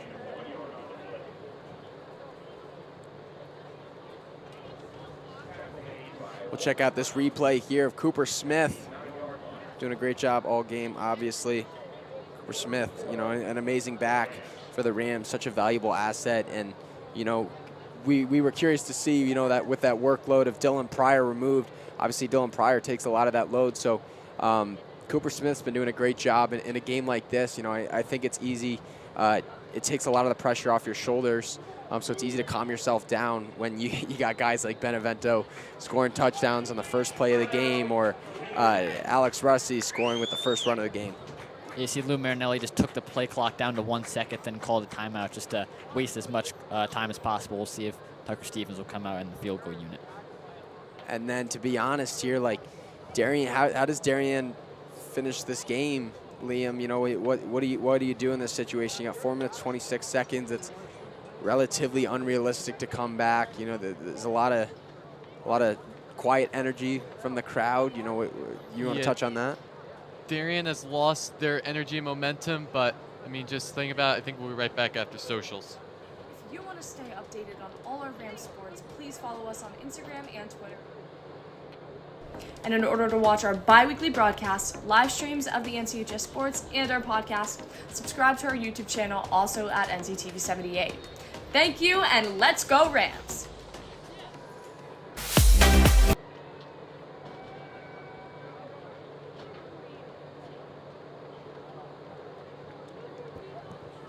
And we are back here. Tucker Stevens, the Rams are going for the field goal.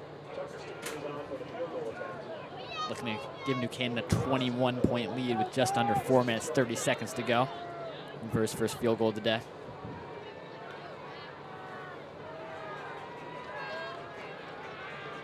And the kick is up.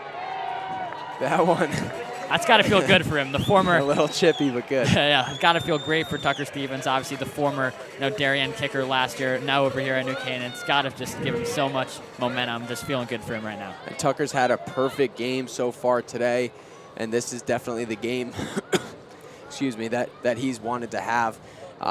He's definitely had a lot of pressure from the Darien community as he transferred over amid head coaching changes, so there's definitely a lot of pressure on your shoulders, but I know New Canaan welcomed him very well. Tucker was, welcomed with open arms for the football team, so what the football team's done for New Canaan and just embraced him as their own, even though he's been at Darien for a few years, is special. Yeah, I mean, there has been a few struggles, obviously missed kicks, but that's part of football, so that's always going to happen, and he's been doing good.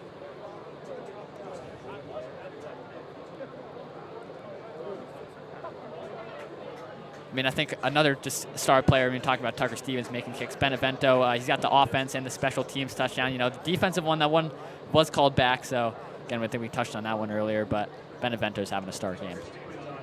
A drive summary, 9 plays, 33 yards, 7-minute drive. That's exactly what the Rams were looking to do, take 7 minutes off the clock and finish this one out. 4 minutes, 20 seconds left to play here. I'm very surprised with the New Canaan Bomb Squad is still hanging in there. Obviously they want to take the field. Tradition, as always, to take the field of the winning team. So, yeah, there's been a couple games where sometimes they leave a little early, but right here, Turkey Bowl, obviously the Thanksgiving rivalry. Respect to them for staying here. And Tucker Stevens, obviously the tradition to run the field. We'll see that in 4 minutes, depending on who wins this one. And Herget back to receive this one. He takes the ball. He breaks a series of tackles, but goes out of bounds just shy of the 40, and we'll see what Darien can do on what is most likely their last possession. Forced out of bounds by Alex Benevento. There's our guy right there, our pregame defensive player to watch, and he's scored 3 touchdowns, so that's something that was kind of expected from Benevento, but it's just funny that our defensive player of the game scored 3 touchdowns for the Rams in the biggest game of his career. And to note, our defensive player of the game has not scored a defensive touchdown. He's got the offense and the special teams touchdown.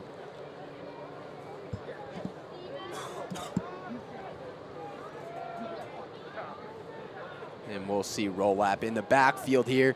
Looks off Bonner, looking for a deeper route. Some pressure from Carter Seipel and Tachakarov. That one thrown out of bounds. Great catch by Coach Silvestri. Chris Silvestri showing great hands on the sideline. Defensive coordinator playing defensive back. And Carter Seipel there with some pressure. He's in at nose guard right now. Chasing down roll lap, making him get rid of that one. Handoff to Shelton, who's brought down with some contact from some big boys. That's Miles Chisholm, Carter Seipel, Walter Schmitz, all three of them in on the tackle. Yeah, this New Canaan defense does not know how to let up. They've been going from the start of the game to right now, and there's really no in between. I think that's something pregame, and we saw with Chris Silvestri getting the whole defensive line ready, making sure they don't jump. He does a great job of just setting the whole defense up for success. Drop back pass from Rolap to Luke Caesar. Not enough for the first. It'll be 4th and 2. And great play by Carter Seipel on that last one, that tackle. Obviously, you know, Carter at nose guard, he's a great player, going to play football at Denison. Very athletic. 4th and 2, Darien obviously just going for this. Ben Rolap today, 0 touchdowns, almost 200 yards, 28 or 42 on completion. So Darien has aired the ball out a lot. That one's right at the sticks. We'll see what the refs spot this one. They're going to give Darien first down. Yeah, Darien will get a first down, but again, this game, the clock is just winding down, so looks like New Canaan is going to be taking glory in this one.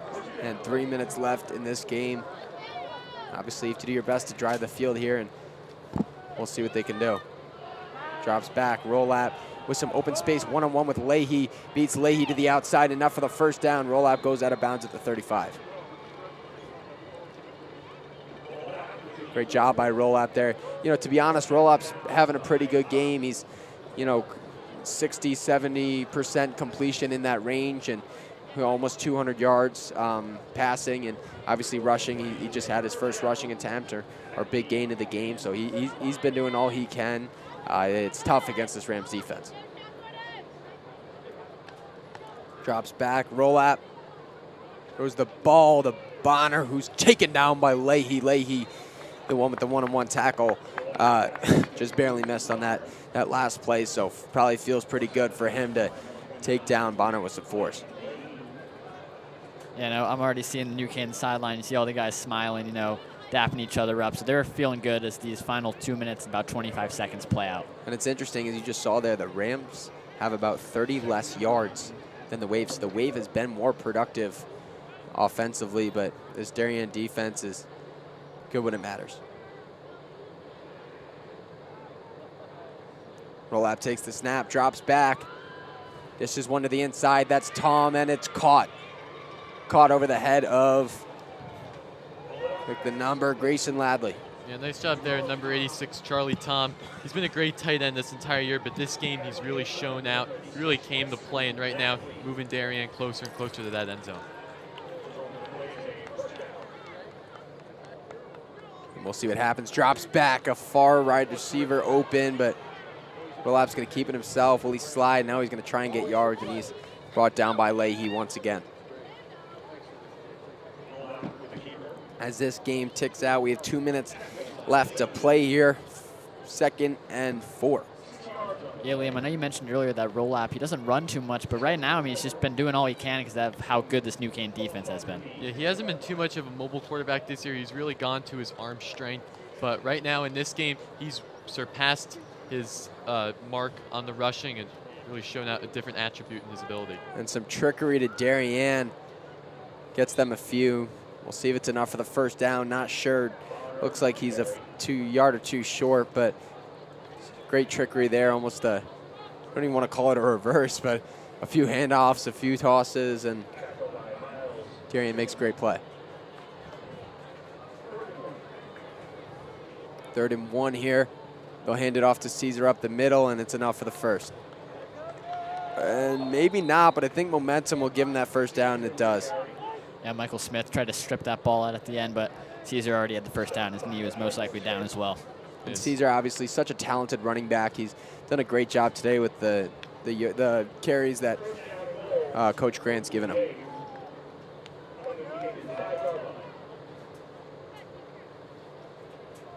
And we'll see that Shelton on the carry brought down with some force. I believe that was number 52, Walter Schmitz with the tackle. What a play by him. Yeah, I mean, the whole Rams defensive line this whole game has just been so dominant. Front 7 alone, I think it's just given the Rams the spark, and then you throw in the secondary on top of that. New Canaan, one of the best defenses in the entire state, if not the best. I can't tell if Coach Marinelli's excited or upset. Looked like he was waving his hands in the air at his guys, so not sure who called timeout. So looks like from our sources that Darien will call the timeout late in this game.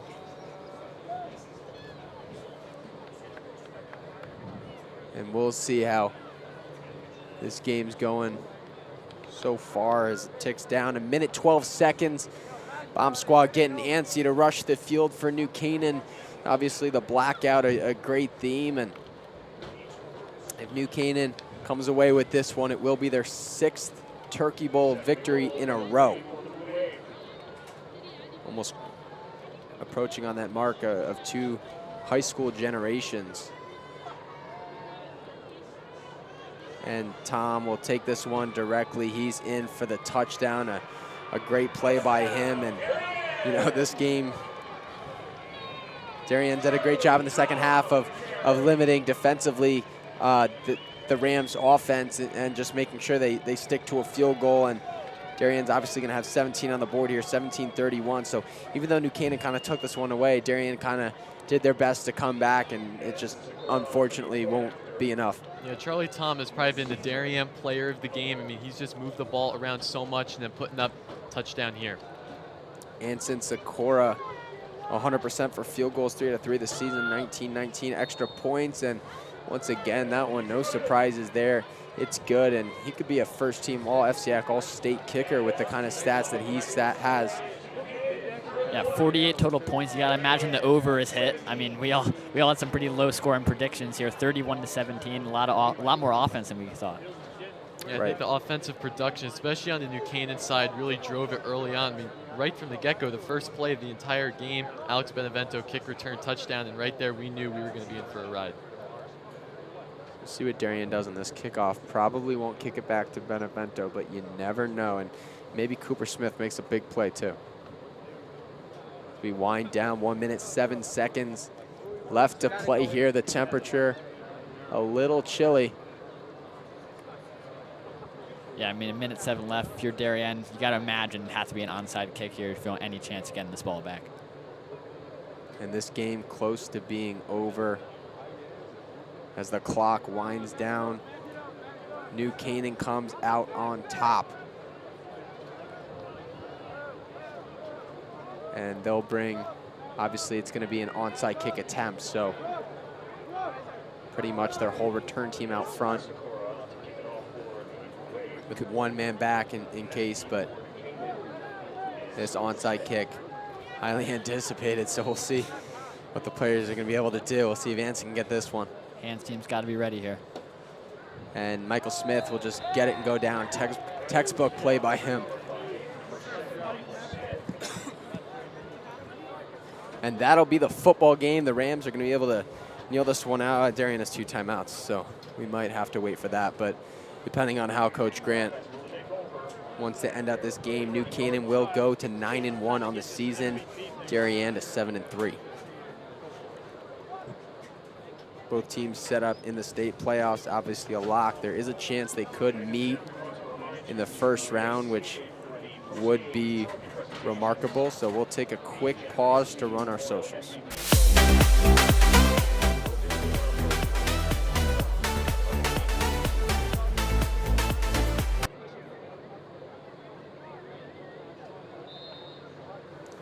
And this game almost over. No motion from Benevento, a toss to him to the outside, and he's got yards. A big hit delivered from Briggs McGuckin, 6-on-6 right there. Well, a little surprised maybe not to see a knee down because you don't want to risk any injury. And 57 seconds to go. we will, after this game, be down to you guys on the field with a little closing halftime show and an interview with player of the game, who we will announce shortly. Postgame.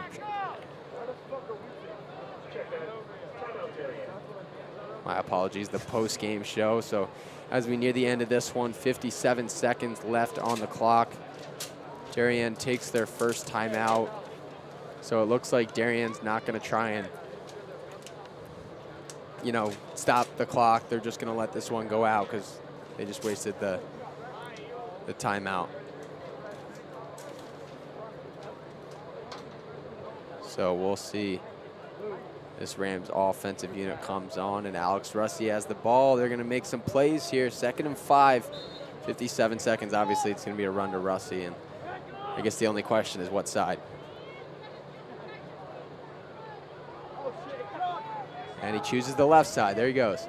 Taken down by number 71, Carter Hagan on the tackle. Not enough for the first down. Clock will continue to run out. Great sportsmanship there from number 54 on the wave defensive, Johnny Fay. And with 50 seconds left, Darien takes their final timeout to prolong this game. Yeah, we'll see. Coming up with this, 3rd and short right here, 50 seconds. Risk of passing the ball if it's incomplete, obviously. The clock stops, even though it probably won't matter too much, but maybe an RPO from New Canaan. That's what I'd probably be expecting. You have the option to run, but the pass could always be there just to seal the game up. And the New Canaan student section is pretty much already taking the field here. Players antsy to get on. Got Luke Frame doing some stretches so he doesn't pull anything on the run in there at the front of the pack. So this New Canaan crowd very excited. A majority of people staying to watch the outcome of this one, so very excited to see New Canaan have that success that they worked very hard for from a New Canaan community standpoint, and they're obviously looking for the hard count for a first down. If Coach Grant's calling the timeout, I think New Canaan wants to get a play out of it. So we'll see. They'll run it to Rusty once again up the middle. It's enough for the first down, but it won't really matter. And to be honest, I wouldn't be surprised if they brought on Tucker for a final field goal, but I don't know about that call. I get what they're doing, but that looked like he was over, if not with the place he went down with the momentum he had in the beginning. So Coach Marinelli obviously upset, but I mean, New Canaan's going to go home happy for Thanksgiving, a lot to celebrate, and that turkey's going to be tasting good later. Right, and that is the 6th straight for Turkey Bowl 29. So as the clock winds down, 15 seconds. Now passing 10, Alex Rusty, 2 attempts, 84 yards, 42-yard average. I believe that's just passing. So a timeout taken by New Canaan. The players on the field telling the student section to not take the field yet. Yeah, a little bit of an awkward situation with 7 seconds, 4th and 1. So we'll see what Coach Marinelli is just going to be telling his guys here. Right, if you spike the ball, it's then Darien's ball. So what do you do?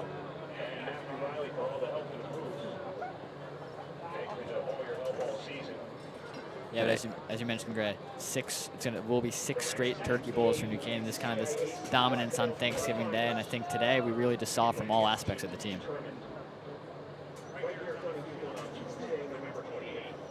And the end of the game is near. 7.8 seconds left. New Canaan with the lead.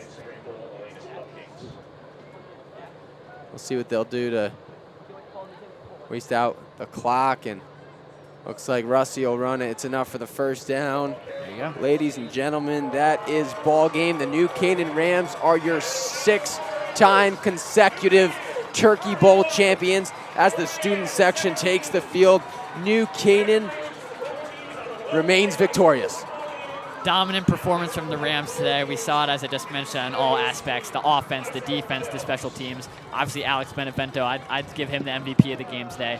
Just phenomenal from all aspects of the Rams. Well, speaking of that, Alex Benevento is our player of the game for his performance. 3 touchdowns, a remarkable feat, a remarkable performance from him. Unlike anything other we can compare to, Alex Benevento is Alex Benevento. Yeah, New Canaan really came out to play, and Alex Benevento led the charge. Of course, senior captain, very great leadership, and overall, it was just an amazing game for New Canaan. They really gelled well together and overcame a very strong Darien team. So as this game unfolds here, obviously you can see a lot of people on the field right now, and a very large amount of New Canaan fans to show out, alumni taking the field. As you'll see shortly, families will begin to take the field.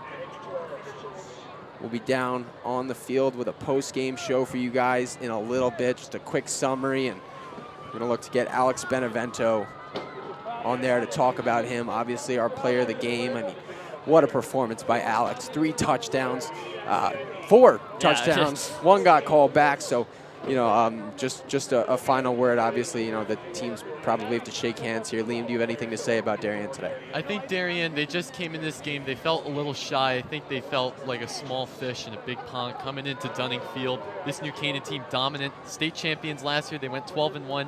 They beat them in the Turkey Bowl the past 5 years, so there's definitely a lot riding on it. And I think they just, their team wasn't clicking all the way. They were making the plays. They were moving the ball well, but New Canaan was making better offense. They were making better defense. Their special teams was on fire. Everything was looking good, and that's why New Canaan took a win today. And we're going to wrap things up here from the booth. Guys, final score, 31-17. We'll be back in a few short moments after some sponsors with a post-game probably interview from Alex Benevento, but a post-game show just to sum things up. We'll be back. Thank you. This game is sponsored by our NC Rams All Sports Booster Club Platinum and Gold sponsors. We would like to thank our Platinum sponsor, Anderson Kenny Architecture, a full-service practice that encompasses a range of commission, residential, and commercial projects. Each project is a thoughtful collaboration tailored for clients and their needs. The outcome is highly personal, constructed with intention and integrity. We would like to thank our Platinum sponsor, Dr. William Fessler of Fessler Family Dentistry, the dental office for your entire family's dental needs. At William Fessler Family Dentistry, smile, you're in good hands. Platinum sponsor, Frangio Engineering. Planning on putting a pool or addition onto your house? Are you having drainage issues on your property? Frangio Engineering can help you find a solution. Platinum sponsors and NCHS alumni, Leo and Steve Carl of Carl Chevrolet, have been proud supporters of local athletic programs for generations. Their dealership has been serving Fairfield County since 1927. Their team is ready to assist you with all of your automotive needs. Platinum sponsor, Manfredi Jewels. Manfredi Jewels, your local official Rolex jeweler, is excited to continue carrying the finest jewelry and watch brands and welcome the New Canaan community to their newly renovated store this fall. Go Rams. Platinum sponsor, Renaissance Partners, a family-owned and New Canaan-based residential building and remodeling company, serving all of Fairfield County. Platinum sponsor, Walter Stewart's. Walter Stewart's Market has supported NC Rams athletics and your entire New Canaan community for years. Walter Stewart's is your fresh local market. We'd also like to thank our gold sponsor, Performance Optimal Health, who proudly supports all New Canaan Rams athletes in their 2023-2024 seasons. Their team helps clients achieve their health goals through exercise, recovery, nutrition, and stress management. They offer their congratulations to all teams competing this season. Again, a big thank you to all of our sponsors. The NC Rams All Sports Booster Club supports all New Canaan High School athletics. Go Rams. DAF Media is actively seeking financial support.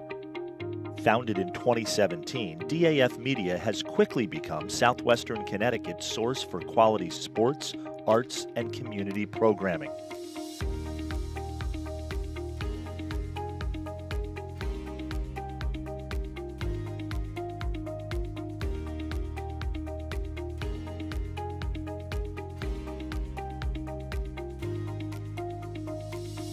If you like what you see on the DAF Media Network and want to help us continue to deliver high-quality broadcasts while teaching lifelong STEM, communication, organization, and leadership skills, please email us at sponsor@dafmedia.org. We are a registered 501c3 organization.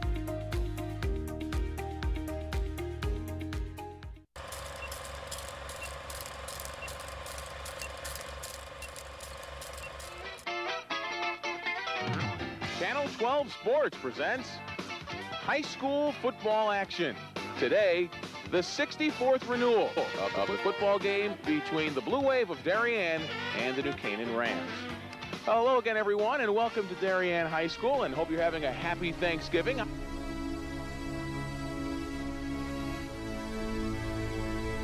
Oh, and Lou Marinelli just took a bag.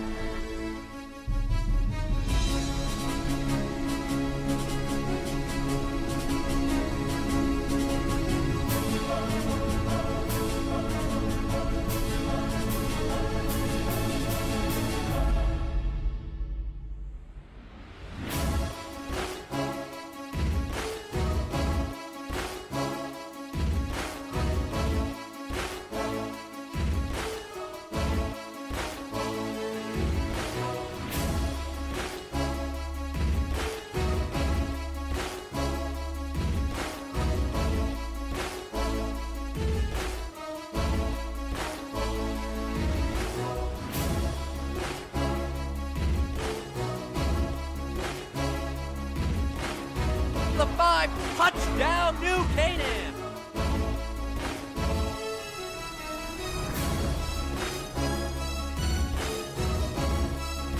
He lost it. It's recovered by Christian Trafone, and it's over. This one is gonna be done.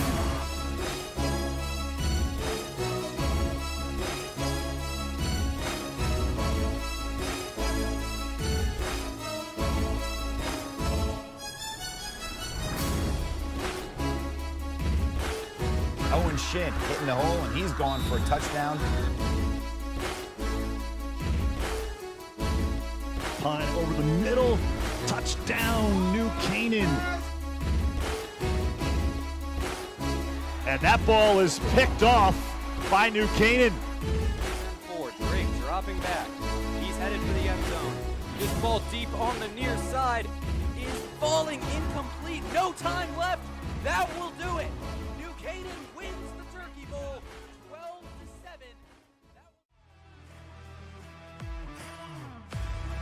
It's over. Game is over. New Canaan wins the 28th Turkey Bowl.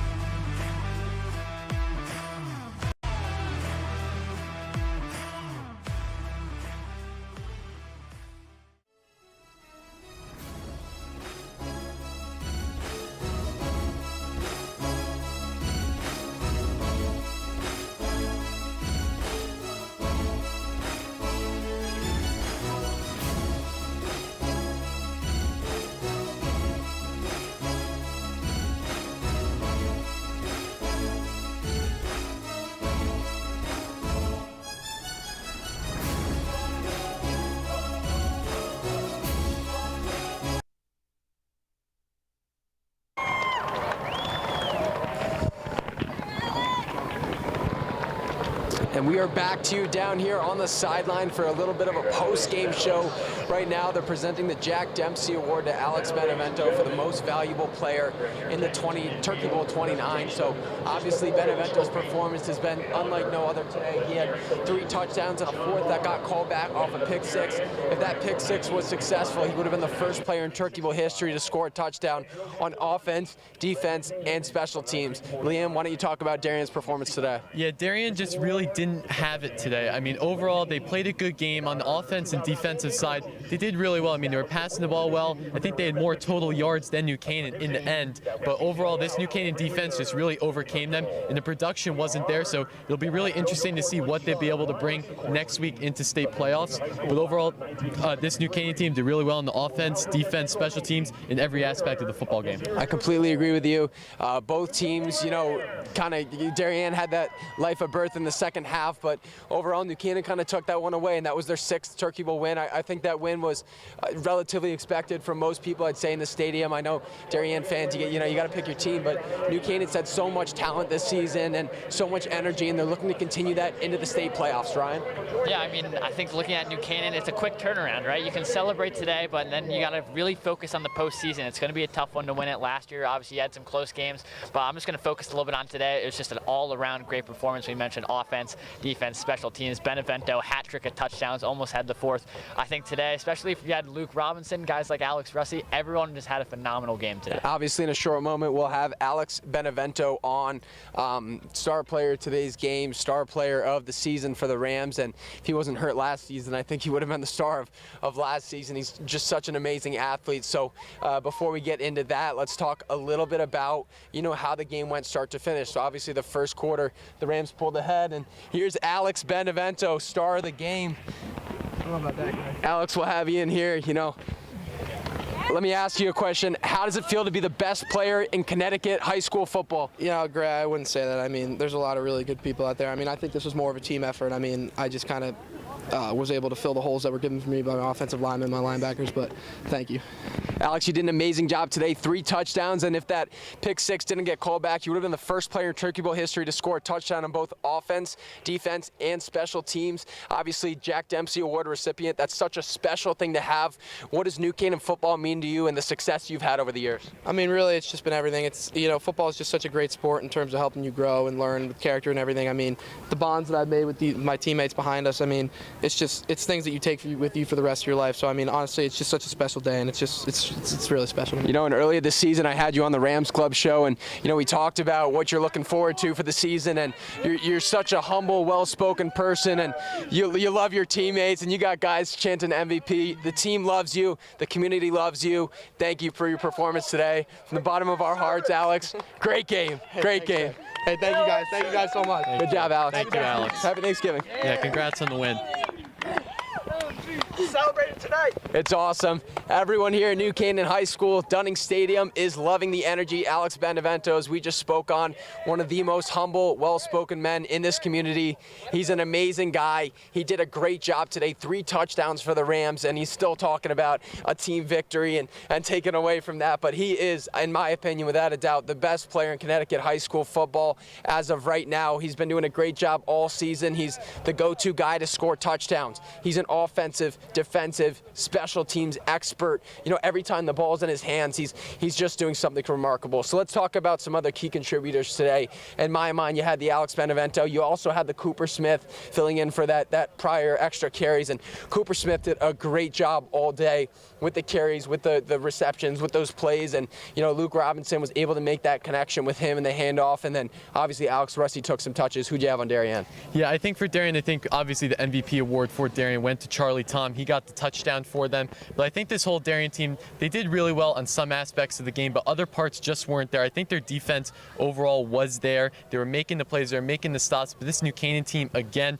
was all over the place. They were making the offensive plays, and then overall the defensive plays were again there. I mean, the special teams touchdown from Alex Benevento, I think really set the tone, and I think that's what overall led New Canaan to how well they did. Benevento making that 90, 80-yard kick return touchdown set the tone for that Darien sideline, knowing, oh wait, this New Canaan team came to play at Dunning, and where are we? And there is so much talent on this field, Ryan, from the Rams. Who'd you like in today's game? Yeah, I mean, I think someone that doesn't get enough credit's got to be Andrew Esposito, right? The sophomore wide receiver made some great grabs. We saw a nice back shoulder catch that he had. Also the one that vertical. I mean, it looked like he was dunking the basketball on the hardwood. I think Esposito, being a sophomore, still has 2 more years left. He's going to be a star for the rest of his career at New Canaan. And obviously, kicker Tucker Stevens, 2 years at New Canaan High School, and obviously if he returns next year, 2 years at New Canaan High School. So Darien and New Canaan for both years. So in a second, we'll take a look at the highlights package from today's game. But Tucker Stevens, first player in Turkey Bowl history to score a point for both teams, a remarkable thing. Obviously, public schools transfers are very rare, so it's really incredible that the New Canaan community was able to welcome him in. And obviously, Darien has a great kicker too. So, you know, everything just went well today for the Rams. But any closing thoughts from you guys before we roll the highlights? Yeah, I think overall, I think this Darien team, I think today was a good breeding ground. I mean, they had some tough opponents this year, the Greenwich Cardinals. They played tough against the Wilton Warriors. Those were their 2 losses, and then this one. So that brings them to 7-3. So next week, come state playoff time, I think they're going to make some heavy adjustments in practice and really try to focus on the run game and make the passes when they need to, because I think the offense was the main part they need to work on. The defense was there, but the offense is something they have to work on. And obviously 9-1, you're seeing the highlights of today's game here.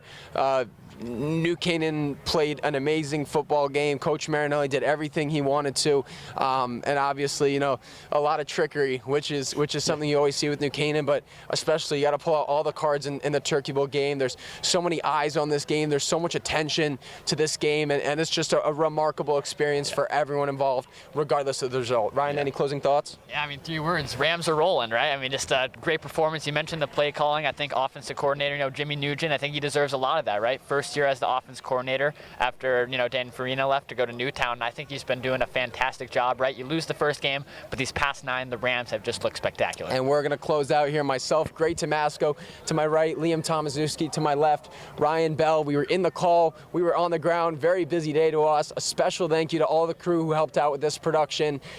20 plus hours of work per crew member, over 20 people to make this game happen. And special thank you to Anav Sahay on the TriCaster, the main producer, Andrew Mank behind the camera right now, and Roman Sobolski and Damian Andrews. So just special people make special things happen, and it was amazing to make this broadcast happen. So just again, a special thank you to everyone who helped out, and happy Thanksgiving. Signing off. Thank you.